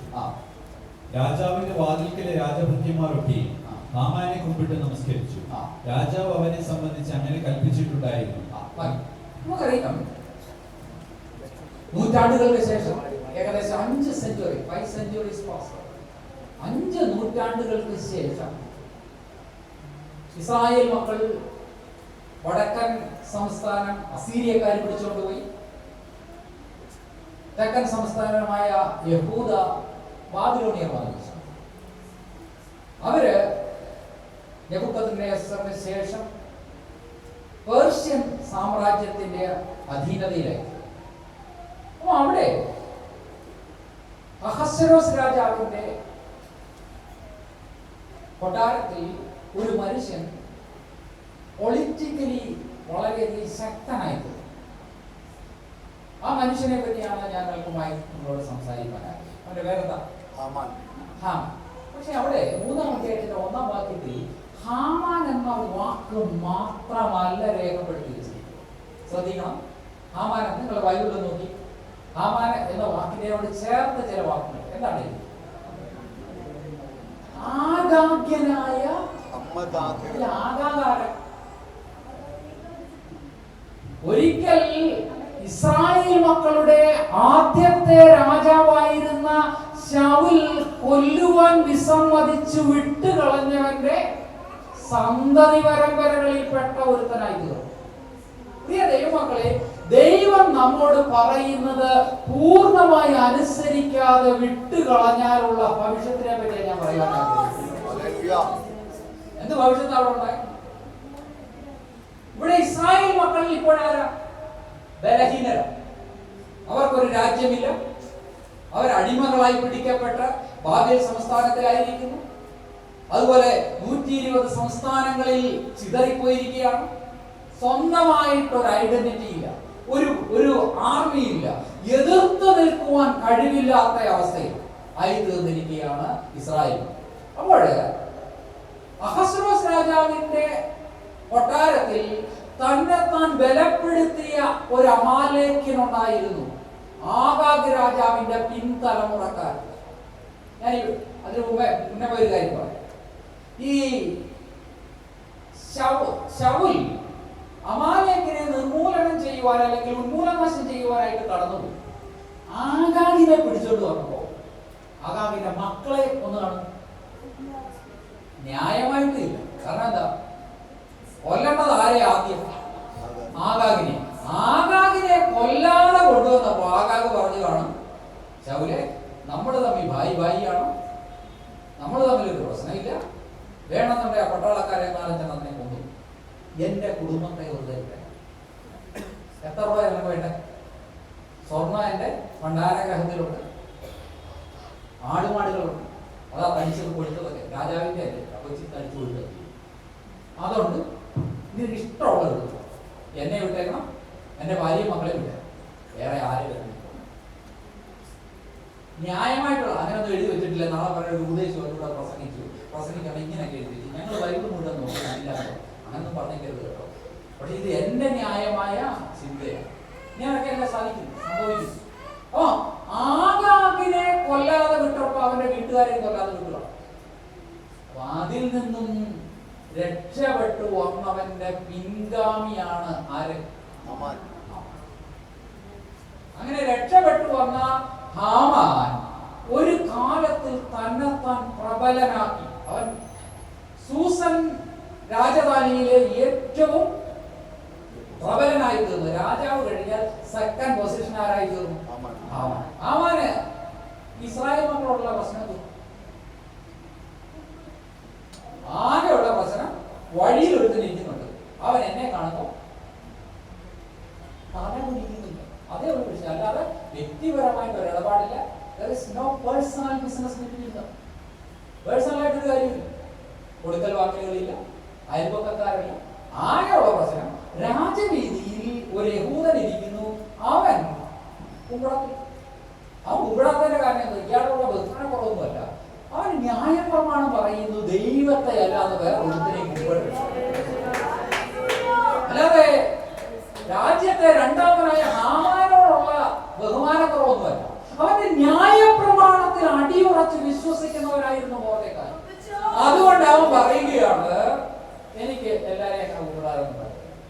എന്റെ ദൈവത്തിന് മാത്രമേ തല വണങ്ങാനുള്ള അധികാരമുള്ളൂ. ഞാൻ അപ്പൊ അത് ഈ ഹാമാൻ അങ്ങോട്ടൊരു വിഷമമായി ആദ്യം വന്നു, ഇതൊരു പകയായി തീർന്നു. എങ്ങനെയും കൈ ഒന്ന് ഒന്ന് പറഞ്ഞാൽ പോലെ, അല്ലെ രാജാവിന് അഹശ്വേരോശ് രാജാവേ അവൻ എന്നെ കുമ്പിടുന്നില്ല, അവനെ തരണോ എന്ന് പറഞ്ഞാൽ പോലെ. അഹശ്വേരോശ് രാജാവിന്റെ സിഗ്നറ്റ് റിംഗ് ഒക്കെ വാങ്ങിച്ചതിന് ശേഷം പറയുകയാണ്, ഇത് മൊർദെഖായിക്ക് വേണ്ടിയിട്ടുള്ളതല്ല, പിന്നെ ആർക്ക് വേണ്ടിയിട്ടാ? യഹൂദന്മാർ നമ്മുടെ 120 സംസ്ഥാനങ്ങളിൽ ചിതറി പാർക്കുന്ന ഒരു ജാതിയുണ്ട്. അവരെ മുഴുവൻ പറയും, അവരെ നിർമൂലമാക്കി കളയണം. ഒന്ന് ആലോചിച്ച്, ഈ ഹാമാൻ ഏകദേശം അവന്റെ ഈ പരിപാടിയിൽ വിജയിച്ചു അല്ലേ? എല്ലാവർക്കും പോസ്റ്റൽ ലെറ്ററൊക്കെ അയച്ചു, രാജാവിന്റെ മുദ്രമോതിരം കൊണ്ട് മുദ്രയൊക്കെ ഇട്ടാണ് ലെറ്റർ എഴുതിയിരിക്കുന്നത്. നിങ്ങൾ പൂരീം എന്ന ദിവസം എന്ത് ചെയ്യണം? എല്ലാവരെയും അതത് സ്ഥലത്ത് നിങ്ങൾ എഴുന്നേക്കണം, ഈ ജാതിയെ മുഴുവൻ കൊല്ലണം. ആരാ? ആളില്ല, കൂട്ടമില്ല, പരിചയമില്ല, പട്ടാളക്കാരില്ല, കുറെ നിന്ന് സംസാരിക്കാൻ ആരുമില്ല, ഒളിച്ച് താമസിക്കാൻ ഇടമില്ല. അങ്ങനെയുള്ള ഒരു നിരപരാധികളായ ഡിഫൻസ്ലെസ് ആയിട്ടുള്ള യഹൂദന്മാരെ കൊന്നുകളയണം എന്നാണ് ഈ ആഗാഗ്യനായ ഹാമാൻ, അമാലേക്കിന്റെ സന്തതിയായിരിക്കുന്ന ഹാമാൻ തീരുമാനിച്ചത്. അവന്റെ ആ പദ്ധതിയിൽ അവൻ ഏകദേശം വിജയിച്ചു. അതുകൊണ്ടാണ് ഞാൻ പറഞ്ഞത്, അതിനെതിരെ ഒരു മൊർദെഖായി എഴുന്നേറ്റത് കൊണ്ട്, അതിനെതിരെ ഒരു എസ്തർ എഴുന്നേറ്റത് കൊണ്ടാണ് ഇന്ന് യഹൂദന്മാർ നിലനിൽക്കുന്നത്. പ്രിയ ദൈവമക്കളെ, ഒന്ന് ആലോചിച്ച്, അവൻ അത് വിജയിച്ചിരുന്നെങ്കിലോ, ഹാമാൻ വിജയിച്ചിരുന്നെങ്കിലോ 120 സംസ്ഥാനങ്ങളിലായി ചിതറപ്പെട്ട് കിടക്കുന്ന സകല യഹൂദനും കൊല്ലപ്പെടുമായിരുന്നു. അവർ കൊല്ലപ്പെട്ടിരുന്നെങ്കിലോ അവർക്ക് തിരിച്ച് അവരുടെ സ്വന്തം ദേശമായ ഇസ്രായേലിലേക്ക് പോകുവാൻ കഴിയത്തില്ല. ഒരു മടങ്ങി വരവില്ലാത്തവണ്ണം അവർ കൊല്ലപ്പെടുമായിരുന്നു. അവർക്കൊരു അവരുടെ ആരാധന ആലയം പുതുക്കിപ്പണിയാൻ കഴിയത്തില്ല. അവർക്ക് അതിനു ചുറ്റുമുള്ള വാള് പുതുക്കിപ്പണിയുവാൻ കഴിയത്തില്ല. കാലാന്തരത്തിൽ എന്റെയും നിങ്ങളുടെയും രക്ഷകനായ മശിഹ ഉത്ഭവിക്കേണ്ട ബ്ലഡ് ലൈൻ കട്ടായി പോയി. യേശു ക്രിസ്തു എന്ന രക്ഷകൻ ഈ ഭൂലോകത്തിൽ ജനിക്കാതിരിക്കേണ്ടതിന് വേണ്ടി ശത്രുവായവൻ ഒരു ഹാമാനിലൂടെ പ്രവർത്തിച്ച വിധത്തെ പറ്റിയാണ് ഞാൻ പറയുന്നത്. അവന്റെ പദ്ധതി വിജയിക്കാവുന്നതിനാൽ ഞാനും നിങ്ങളും ഇന്നിവിടെ കടന്നു വന്ന് ദൈവത്തെ ആരാധിക്കാൻ പുറംജാതിയായ ഇസ്രായേൽ പരീക്ഷയോടൊരു ബന്ധവുമില്ലാത്ത നമുക്ക് ദൈവസന്നിധിയിൽ ദൈവത്തെ സ്തുതിപ്പാൻ ആരാധിപ്പാൻ കടന്നു വരുവാൻ കാരണമായി തീർന്നത് ഹാമാന്റെ പദ്ധതി ഒളിഞ്ഞു പോയത് കൊണ്ടാണ്. Hallelujah, hallelujah. ഞാൻ നിങ്ങൾ ഓർത്ത് ദൈവത്തെ സ്തുതിക്കണം. ഹാമാന്റെ പദ്ധതി ഒളിഞ്ഞതിനാൽ ദൈവമേ നിന്നെ സ്തുതിക്കുന്നു. അതുകൊണ്ടാണ് ഞാനും നിങ്ങളും ദൈവമക്കളെന്ന് അറിയപ്പെട്ടിരുന്നവിടെയായിരിക്കും. ഹല്ലേലൂയ. ഇനി നമുക്ക് ഇവരുടെ ചരിത്ര പശ്ചാത്തലം കൂടെ നോക്കാം. ആരാ ഈ അമാലേക്ക് എന്ന് പറയുന്ന ആരാ? ഉൽപ്പത്തി പുസ്തകം 36-ാം അധ്യായത്തിന് 12-ാം വാക്യം വെച്ച്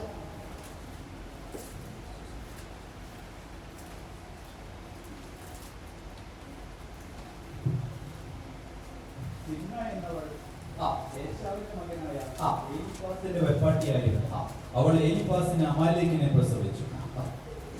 അപ്പൊ ഇവിടെ ആരാ? അബ്രഹാമിന്റെ മകനായ ഇസഹാക്കിന് ഭാര്യയായിരിക്കുന്ന റിബേക്കയ്ക്ക് 2 മക്കൾ ഒരേ സമയത്ത് ജനിച്ചു. ട്വിൻസ്, യേശാവും യാക്കോബും.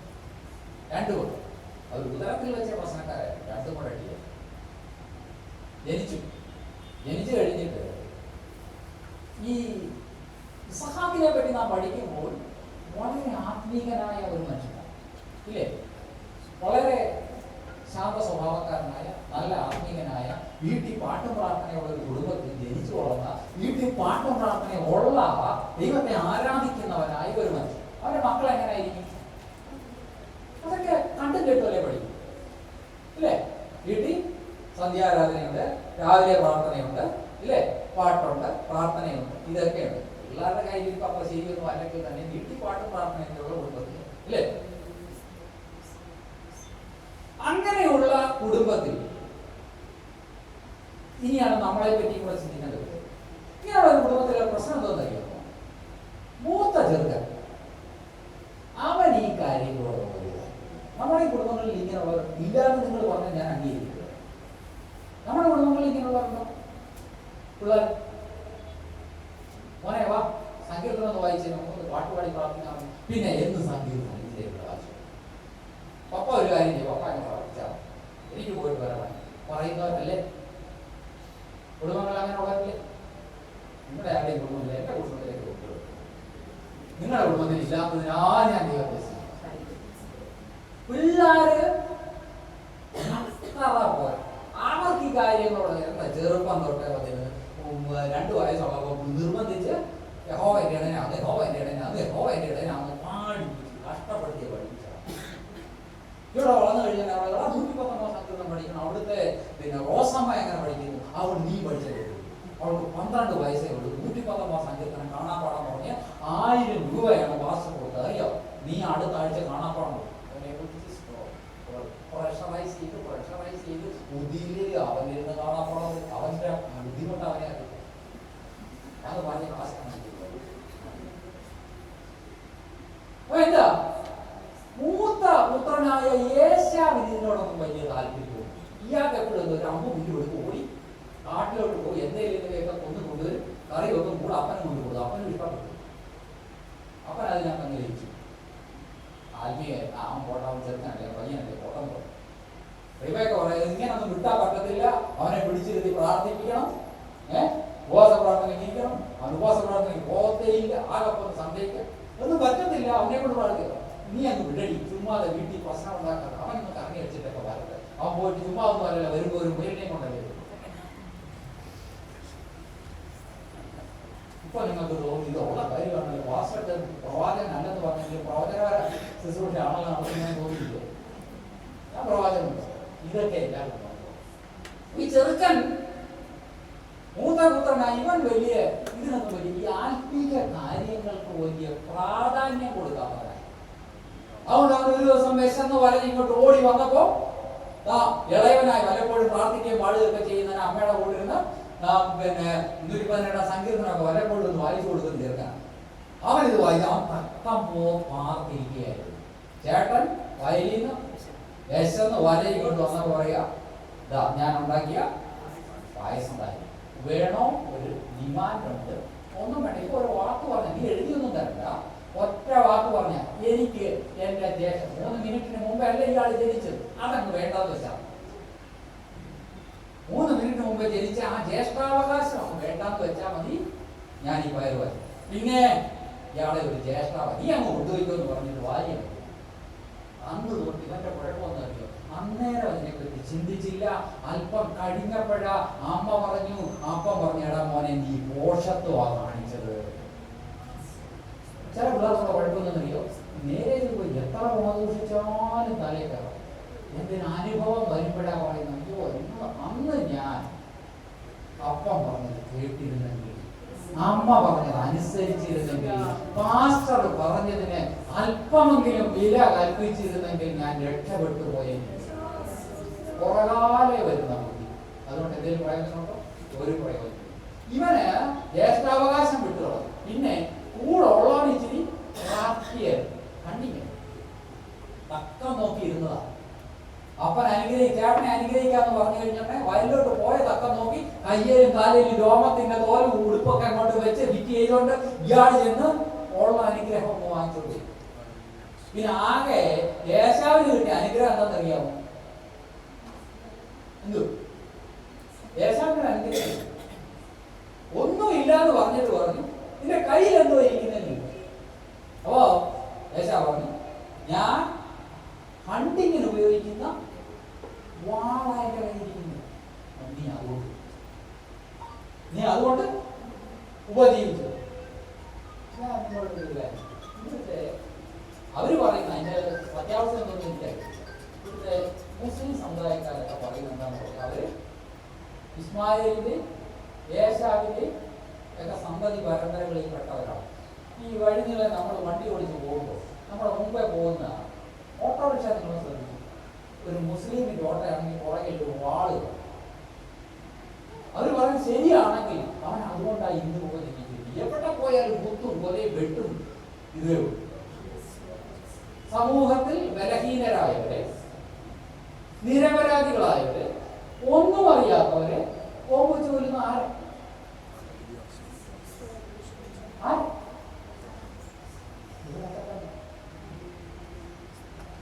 അപ്പോ ഇതിന്റെ തുടക്കമാണ് ഞാൻ പറഞ്ഞത്. ഇവിടെ എന്താ വിചാരിക്കുന്നത്? ഇവൻ ആത്മീയ കാര്യങ്ങളെ ത്യജിച്ചു കളഞ്ഞ ഏശാവ് കനാന്യ സ്ത്രീയായ ആദയെ വിവാഹം കഴിച്ചു. ആദയ്ക്കൊരു മോനുണ്ടായി. അവന്റെ പേരാണ് എലിഫാസ്. എലിഫാസ് എന്ത് ചെയ്തു? അപ്പം കാണിച്ച അതേ മാതിരി നാട്ടിൽ ഞാൻ ആ പഴഞ്ചൊല്ലി പറഞ്ഞു പറഞ്ഞെന്തെങ്കിലും ഞങ്ങൾ ഇഷ്ടപ്പെട്ടു. അപ്പൊ ഞാൻ പഴഞ്ചൊല്ലി പറഞ്ഞില്ല, നിങ്ങൾക്കറിയാം. അപ്പൊ എന്ത് ചെയ്തു? ഏലി ചാടിയ അറിയാൻ പറ്റും. അതുകൊണ്ട് ആ പഴഞ്ചൊല്ലി ഞാൻ പറയും.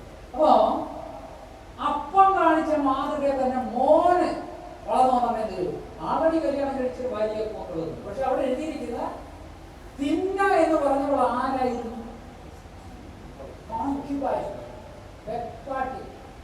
എന്ന് പറഞ്ഞാൽ എന്താ? Illicit relation.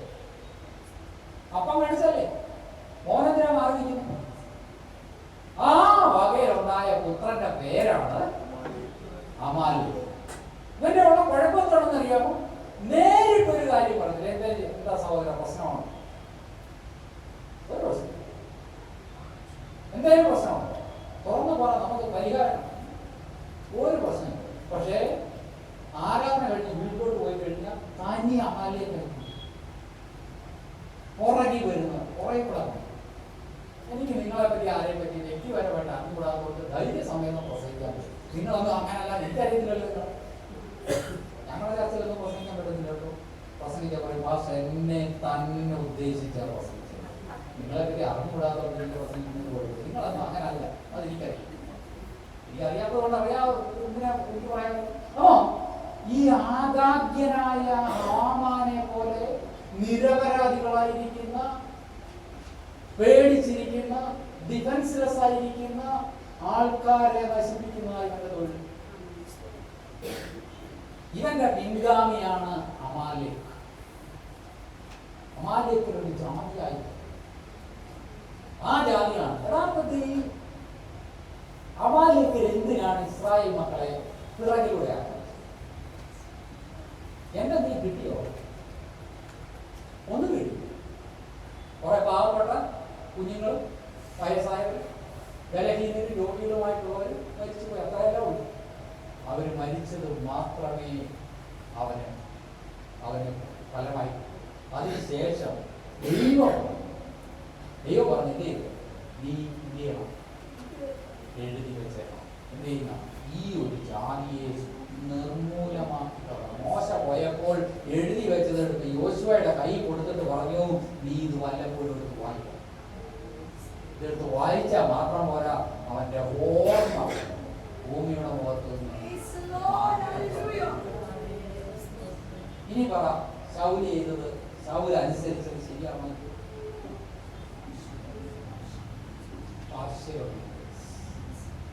പ്രിയ ദൈവമക്കളെ, ദൈവം നമ്മെക്കുറിച്ച് ശൗലിനെ പോലെ പാർഷ്യലായിട്ട് ദൈവത്തെ അനുസരിപ്പാൻ അല്ല ആഗ്രഹിക്കുന്നത്. നാം പൂർണ്ണമായി ദൈവത്തെ അനുസരിപ്പാനാണ്. ഞാനും നിങ്ങളും വിളിക്കപ്പെട്ടത് ദൈവത്തെ പൂർണ്ണമായി അനുസരിക്കുവാനായിട്ടാണ്. ഇവിടെ ഉൽപ്പത്തി പുസ്തകം 36:12 പ്രാവശ്യം വായിച്ചു.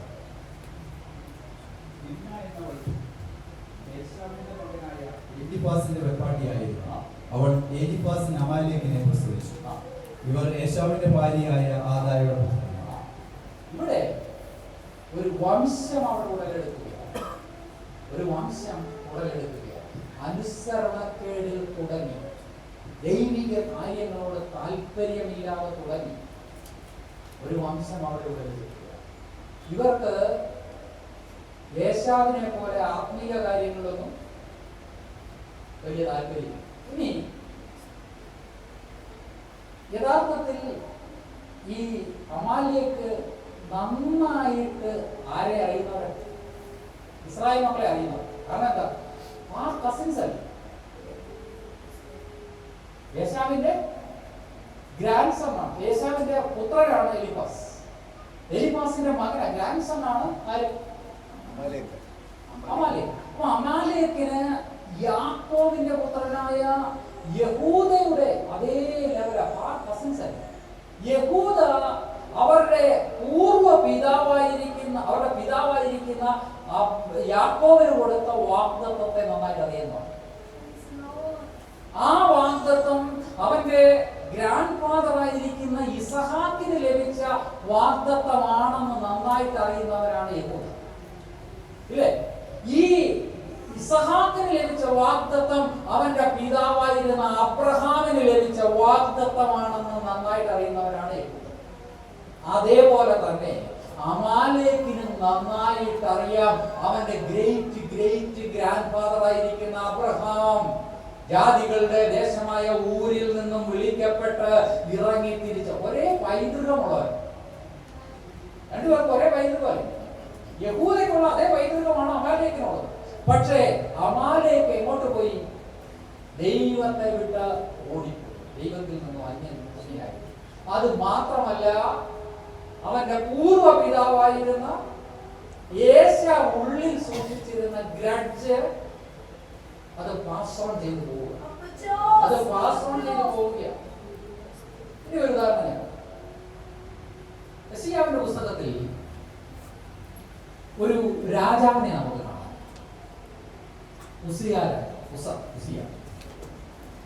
ഉസിയ രാജാവ് നല്ലൊരു രാജാവ്. അവൻ ഈ അഗ്രികൾച്ചർ കാര്യങ്ങളിലൊക്കെ വളരെയധികം ശ്രദ്ധ പതിപ്പിച്ച് നന്നായിട്ട് രാജ്യത്തെ ഡെവലപ്പ് ചെയ്തുകൊണ്ടുവന്ന രാജ്യം. നല്ല കൺസ്ട്രക്ഷൻ ഒക്കെ നടത്തി, ബ്രിഡ്ജുകളും റോഡുകളും അതും ഇതും ഉണ്ടാക്കി നല്ല പേരെടുത്ത ഒരു രാജ്യം. പേരെടുത്ത് വലുവനായി കഴിഞ്ഞപ്പോൾ എന്ത് പറ്റിയെന്നറിയാമോ?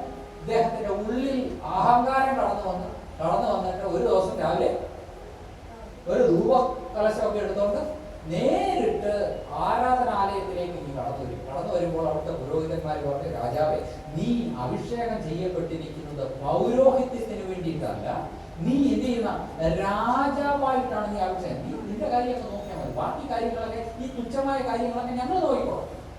അവൻ പറഞ്ഞത്, എനിക്ക് അത് ചെയ്യാൻ അറിയാമെങ്കിൽ ഇത് ചെയ്യാൻ നന്നായിട്ട് അറിയാവുന്ന ഇയാൾ ധൂപക്കുറ്റി വീശാനായിട്ട് അതിപരിശുദ്ധ സ്ഥലത്തേക്ക് കേറിയ വാടകയ്ക്ക് അവന്റെ അവസാനത്തെ പ്രവേശനമായിരുന്നു എവിടേക്ക്? ആരാധനാലയം. പിന്നെ അവൻ പ്രവേശിച്ചതായിട്ട് പറയും. അന്ന് തൊട്ട് എവിടെ പോകും? അന്ന് തൊട്ട് അവിടെ ഒരു ബോട്ടിലൊക്കെ അടിച്ച് അവിടെ ഇരുന്നാണ് ഭരണം. എവിടുന്നോ രാജകൊട്ടാരത്തിൽ പട്ടുമത്തയിൽ ഇരുന്നവൻ, പട്ടുമത്തയിൽ കിടന്നവൻ ഇപ്പോൾ പാളയത്തിന് പുറത്താണ്. ഒരൊറ്റ അനുസരണ. ഇനി അവന്റെ മകനെ പറ്റി ചിന്തിച്ചു. അവന്റെ മകന്റെ കാലത്ത് എന്തെന്നറിയാമോ? അവനെ പറ്റി പറയുന്നത് അവൻ ഒരു കാലം അവന്റെ ജീവകാലത്ത് ഒരിക്കലും അവൻ എങ്ങോട്ട് വന്നിട്ടില്ല, ആലയത്തിൽ പ്രവേശിച്ചില്ല. ഇനി അവനൊരു ഗ്രാൻഡ് സൺ ഉണ്ട്. അവനെന്തെന്നറിയാമോ? അവന്റെ അപ്പനേക്കാളും കൊടുക്കാനാണ്. ഇവൻ ചെയ്യുന്നറിയാം, ആരാധനാലയത്തിന്റെ ദേവാലയത്തിന്റെ വാതിലുകളെ അടച്ച് നല്ല വെള്ളർമാരെയൊക്കെ വിളിച്ചിട്ട് നല്ല അയൺ റോഡൊക്കെ ഇട്ട് വലിയ ഇനി ഒരുത്തന്നെ ഞാൻ എടുക്കാം. ഈ സ്പിരിച്വൽ ഡിറ്റീരിയറേഷൻ താഴേക്കടയിലേക്ക് പോകും. അനുസരണൊക്കെ എടുത്ത് കാണിച്ചു അല്പം താഴോട്ട് പോകും.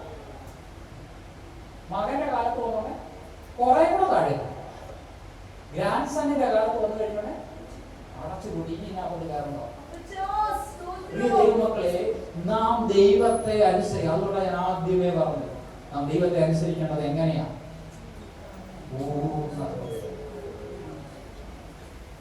അവിടെ ഒരു വാക്വം ഇട്ടിട്ടല്ല, സർട്ടൻ പെർസെന്റേജ് നമുക്കായിട്ട് വെച്ചിട്ടല്ല.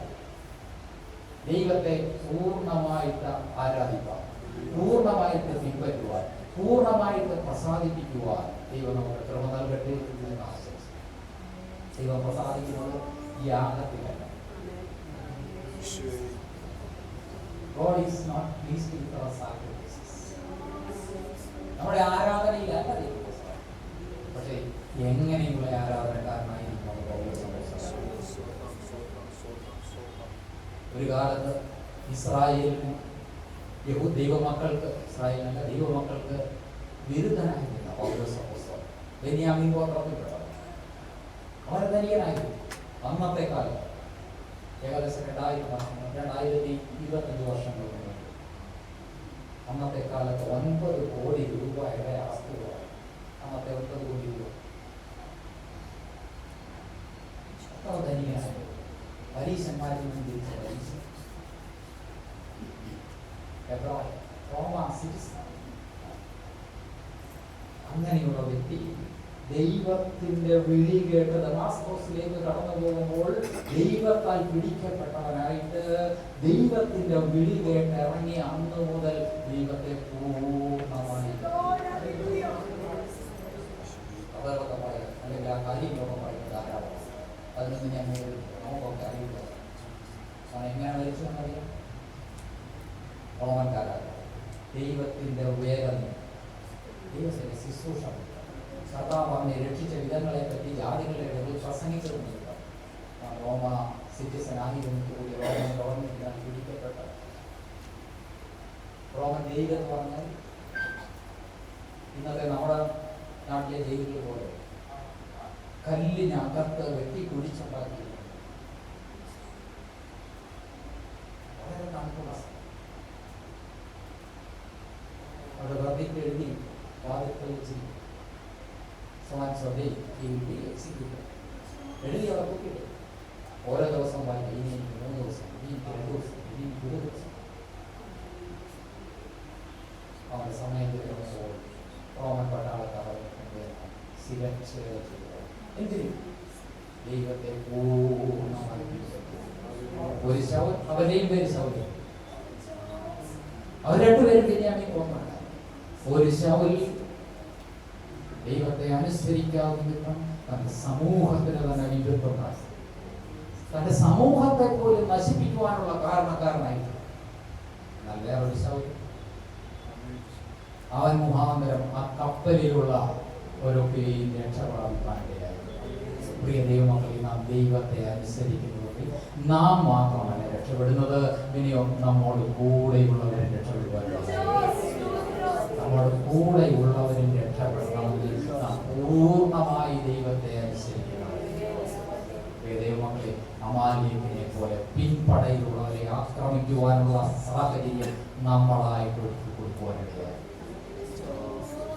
ദൈവത്തെ അനുസരിക്കേണ്ട വിധം അനുസരിപ്പാൻ, ആത്മീക കാര്യങ്ങളെ അതിൻ്റെതായ ഗൗരവത്തിൽ കൈക്കൊള്ളുവാൻ യാക്കോബിനെ പോലെ നമുക്ക് മുന്നേറണം. പുതിയ നിയമത്തിലെ ശൗലിനെ പോലെ ജീവൻ കൊടുക്കേണ്ടി വന്നാലും ദൈവത്തിന് വേണ്ടി പൂർണ്ണ ഹൃദയത്തോട്, പൂർണ്ണാത്മാവോട്, പൂർണ്ണ ശക്തിയോട് കൊടുക്കുവാൻ ദൈവം കൃപ നൽകട്ടെ എന്ന് ആശംസിച്ചുകൊണ്ട് എൻ്റെ വാക്കുകൾ തിരിക്കുന്നു. പ്രകാരം സമയം അനുവദിച്ചു തന്ന ഈ സഭയ്ക്കും ദേവദാസനും ദേവദാസിക്കും ഈ അറിയിച്ചുകൊണ്ട് എൻ്റെ വാക്കുകൾ ദൈവം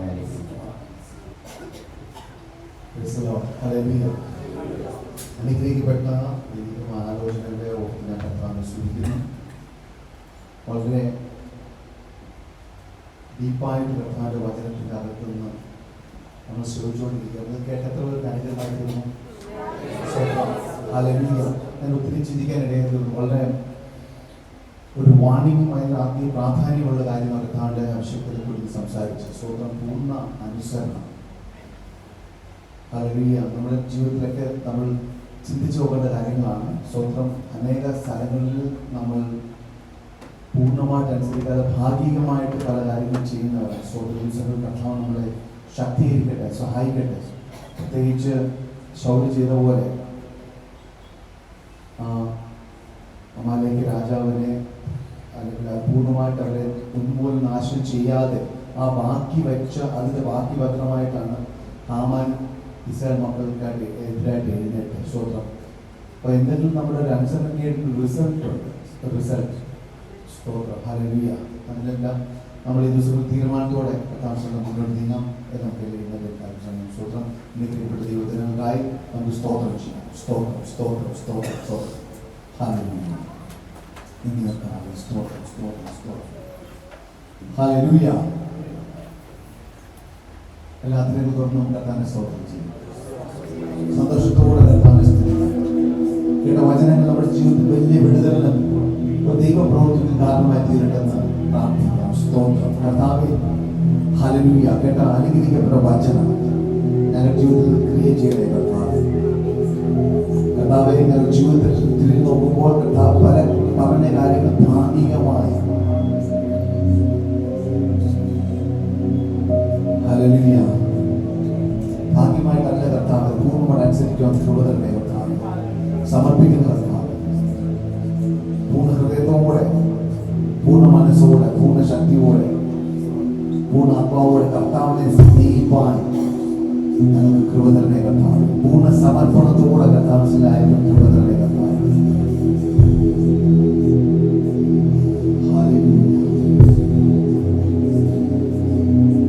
എന്റെ പ്രിയൻ വാനിൽ വരാനാ,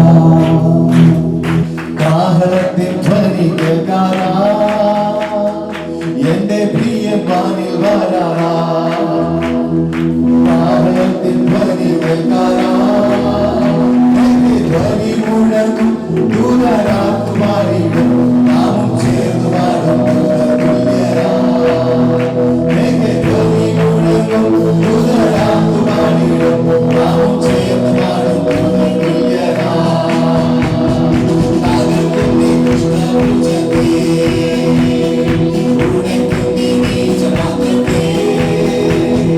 താകർക്കുന്നി കൃഷ്ണപൂജത്തെ, ഉടയ്ക്കുന്നി നീചമാത്രത്തെ. സിയോനിന്റെ ആത്മാ എന്നെ സ്തുതിപ്പാടുക, നിന്റെ രാജരാജനെ നല്ലവനാ.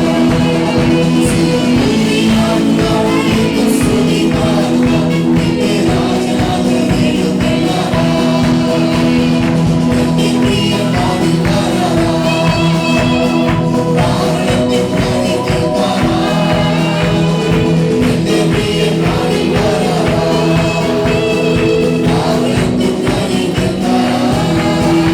എന്റെ ധ്വനി മുഴങ്ങും ദൂതരാകുമാരിലും നാമും ചേർന്നു പാടും തുല്യരാ. എന്റെ ധ്വനി മുഴങ്ങും ദൂതരാകുമാരിലും നാമും ചേർന്നു പാടും തുല്യരാ. വീരനോരഭയസ്ഥാനം, സങ്കടങ്ങളിൽ നന്മൂടാനീ. വീരനോരഭയസ്ഥാനം, സങ്കടങ്ങളിൽ നന്മൂടാനീ.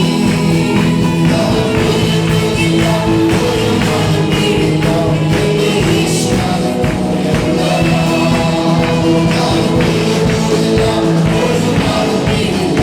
എന്റെ യേശുനാഥൻ കൂടെയുള്ളവനാ. എന്റെ പ്രിയ വാനിൽ വരാനാ, കാഹളത്തിൻ ധ്വനി കേൾക്കാനാ. എന്റെ പ്രിയ വാനിൽ വരാനാ, കാഹളത്തിൻ ധ്വനി കേൾക്കാനാ. എന്റെ ധ്വനി മുഴങ്ങും ദൂതരാകുമാരിലും നാമും ചേർന്നു പാടും തുല്യരാ. എന്റെ ധ്വനി മുഴങ്ങും ദൂതരാകുമാരിലും നാമും ചേർന്നു പാടും തുല്യരാ.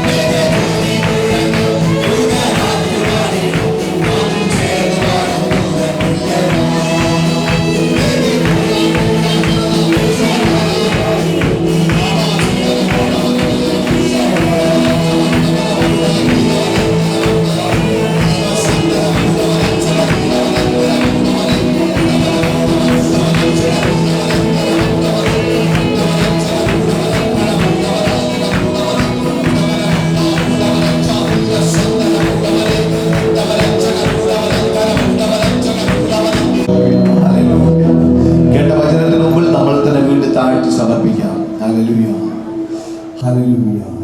നമ്മുടെ ജീവിതത്തിൽ ഒരു വിടുതലും ഹല്ലേലൂയ, പുതിയ തീരുമാനത്തിന് കാരണമായി തീരട്ടെ. ഹല്ലേലൂയ, സ്തോത്രം. ഇപ്പോൾ കേരളത്തിൽ പ്രാർത്ഥിക്കും. അതിനുശേഷം ഞാനാണെങ്കിൽ മനസ്സിലാക്കുന്നത്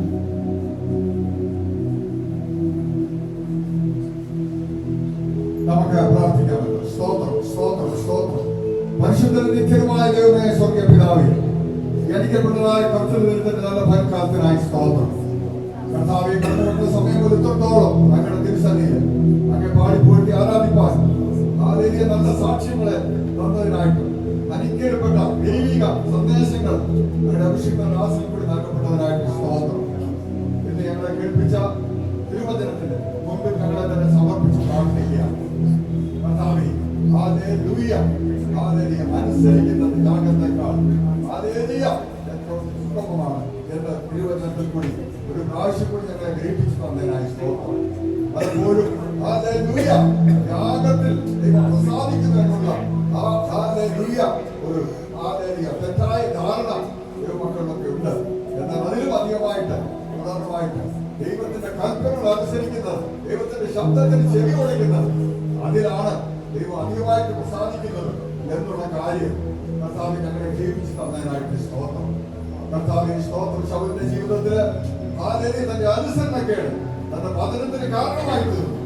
അതുപോലെ എത്രയോ എത്രയോ ഹല്ലേലൂയ രാജാക്കന്മാർ, ഹല്ലേലൂയ പഴയ നിയമത്തിലെ ഹല്ലേലൂയ വീരന്മാരും ഒക്കെ ദൈവമേ അനുസരണക്കേടിനാൽ അത് ദൈവത്തിന്റെ കോപത്തിന് ഇരയായി തീർന്നു. കർത്താവേ, അങ്ങനെ ഒരു ദുരനുഭവം കർത്താവേ ഞങ്ങളുടെ മക്കളെ ഞങ്ങളുടെ ജീവിതത്തിൽ ആർക്കും ഉണ്ടാകാതെ ദൈവം കേട്ട് വചനത്തിനുണ്ടാക്കി ഹല്ലേലൂയ ഞങ്ങൾ ഹല്ലേലൂയ ദൈവത്തെ പൂർണ്ണ ഹൃദയത്തോടും പൂർണ്ണ മനസ്സോടും പൂർണ്ണ ശക്തിയോടും പൂർണ്ണ ആത്മാവോടും കൂടി സ്നേഹിക്കുന്നുണ്ടോ, ആരാധിക്കുന്നുണ്ടോ എന്ന് ഒന്ന് ശോധന ചെയ്യുവാൻ ഞങ്ങൾക്ക് കൃപ നൽകണമെന്ന് പ്രാർത്ഥിക്കാം. ദൈവം അങ്ങനെയുള്ള ആരാധനയിലാണോ സാധിക്കുന്നത്? ഹല്ലേലൂയ. അവരുടെ യാഗത്തിന് ദൈവം പ്രസാദിച്ചു, എന്നാൽ കയ്യിന് പ്രസാദിച്ചില്ല. അതുകൊണ്ട് കൈന്റെ ആരാധനയിൽ ദൈവം പ്രസാദിച്ചില്ല എന്ന് തിരുവചനത്തിൽ രേഖപ്പെടുത്തിയിട്ടുണ്ട്. ദൈവമേ സ്തോത്രം. ഞങ്ങളുടെ പ്രവൃത്തി അങ്ങേക്ക് പ്രസാദകരമായി തീർന്നു. ഞങ്ങളുടെ കർത്താവേ ഹല്ലേലൂയ, ഹല്ലേലൂയ അനുസരണം അങ്ങേക്ക് പ്രസാദമായി തീർന്നു. ഞങ്ങളുടെ സ്തുതിയും ആരാധനയും അങ്ങേക്ക് പ്രസാദകരമായി തീർന്നു. എങ്കിൽ മാത്രമേ കർത്താവേ അങ്ങയുടെ അനുഗ്രഹം ഞങ്ങൾക്ക് പ്രാപിച്ചെടുക്കാൻ കഴിയുള്ളൂ. എന്നുള്ള സത്യം ഞങ്ങളെ ഗ്രഹിപ്പിച്ചതിനായിട്ട് സ്തോത്രം. സമർപ്പിച്ച് പ്രാർത്ഥിക്കുകയാണ്. ഞങ്ങളുടെ മധ്യ അയച്ച ഞങ്ങളുടെ അഭിഷേകദാസൻ ജോസഫിന് വേണ്ടി പ്രാർത്ഥിക്കുന്നു. വളരെ കർത്താവേ, ആ പ്രാഗൽഭ്യത്തോടെ ദൈവജനത്തിൽ നിന്ന് ഞങ്ങൾക്ക് ആവശ്യമായ ദൂതുകളെ അങ്ങ് നൽകിയതിനായിട്ട് സ്തോത്രം. ദാസനെ കുടുംബത്തെ അനുഗ്രഹിച്ച് പ്രാർത്ഥിക്കുകയാണ്. ശിശുക്കളെ മാനിക്കണം, കുടുംബത്തെ അനുഗ്രഹിക്കണം. അവരെ കർത്താവെ പ്രാർത്ഥിച്ചുകൊണ്ടിരിക്കുന്ന ആ വിഷയങ്ങൾക്ക് മറുപടി നൽകി അവരെ മാനിക്കണമെന്ന് പ്രാർത്ഥിക്കാം. കുടുംബത്തിന് വേണ്ടി പ്രാർത്ഥിക്കുന്നു. ദാസനും ശിശുക്കൊണ്ടിരിക്കുകയാണല്ലോ. ദാസന്റെ കുടുംബത്തെ ആദരിക്കണം, മാനിക്കണം. ആരോഗ്യത്തോടെ ബലത്തോടെ ഭക്തർക്ക് മടങ്ങാനിടയായിരിക്കുന്ന ദാസി കുഞ്ഞുങ്ങൾക്കായിട്ട് സ്തോത്രം കൃപയിൽ മറക്കണം. ആരോഗ്യബലം കൊടുത്ത് എല്ലാ പോരാട്ടങ്ങളും പിടിക്കണം. കർത്താവേ, ഇന്ന് ആരാധനയിൽ പങ്കെടുത്ത ഓൺലൈൻ മാധ്യമത്തിൽ കൂടെ അതുപോലെ ആലയത്തിൽ കടന്നു വന്ന എല്ലാ ദൈവമക്കളെയും ഈ വചന ശിശു കൂടി അനുഗ്രഹിക്കണമെന്ന് പ്രാർത്ഥിക്കുക. കർത്താവിനോട് നടക്കുന്ന ആരാധനകളെ അനുഗ്രഹിക്കണം. നടക്കുന്ന വിവിധ ഭാഷകൾ നടക്കുന്ന തമിഴ് സർവീസ്, ഹിന്ദി സർവീസ് ഇതിനെല്ലാം അനുഗ്രഹിക്കണം. ഈ ആഴ്ച നടക്കേണ്ടതായ എല്ലാ കൂട്ടായ്മകളെയും പ്രാർത്ഥന കൂട്ടായ്മകളെയും അനുഗ്രഹിക്കണമെന്ന് പ്രാർത്ഥിക്കുന്നു. സഭയായിട്ട് ഞങ്ങളെ ഒന്നിച്ചനുഗ്രഹിക്കണം. സഭയോടുള്ള വാഗ്ദത്തങ്ങളെ ഓർക്കണമെന്ന് അങ്ങയുടെ മഹത്വം സഭയിൽ വെളിപ്പെടുത്തണം. കഴിഞ്ഞ കാലങ്ങളിലൊക്കെ പരിശുദ്ധാത്മാവ് അങ്ങയുടെ അഭിഷിക്ത ദാസന്മാരും കൂടി ദൈവസഭയോട് ദൈവമക്കളോട് അരുളി ചെയ്ത വാഗ്ദത്തങ്ങളെ ഓർക്കണമെന്ന് അത് നിവർത്തീകരിക്കണം. എല്ലാ പോരാട്ടങ്ങളുടെ ദിവസം പിടിയിക്കണം. ചുറ്റുപാടുള്ള ആൾക്കാരെ നിയന്ത്രിക്കണം. സഭയായിട്ട് ഞങ്ങളെ എല്ലാവരും ഒന്നിച്ചനുകരിച്ചാണ്. ഇപ്പോൾ ഞങ്ങളെ സമാധാനത്തോട് പറഞ്ഞയച്ചാണ്ട് സാന്നിധ്യം കൂടെയിരിക്കണം. ആരെയും സകല ബാലവും മഹത്വം അങ്ങെടുത്താണ്ട് പ്രാർത്ഥന കേട്ടിക്കൊണ്ട് സ്തോത്രം യേശുവിന്റെ നാമത്തിൽ തന്നെ കേൾക്കുന്ന സ്വർഗ്ഗസ്ഥനായ നല്ല പിതാവേ.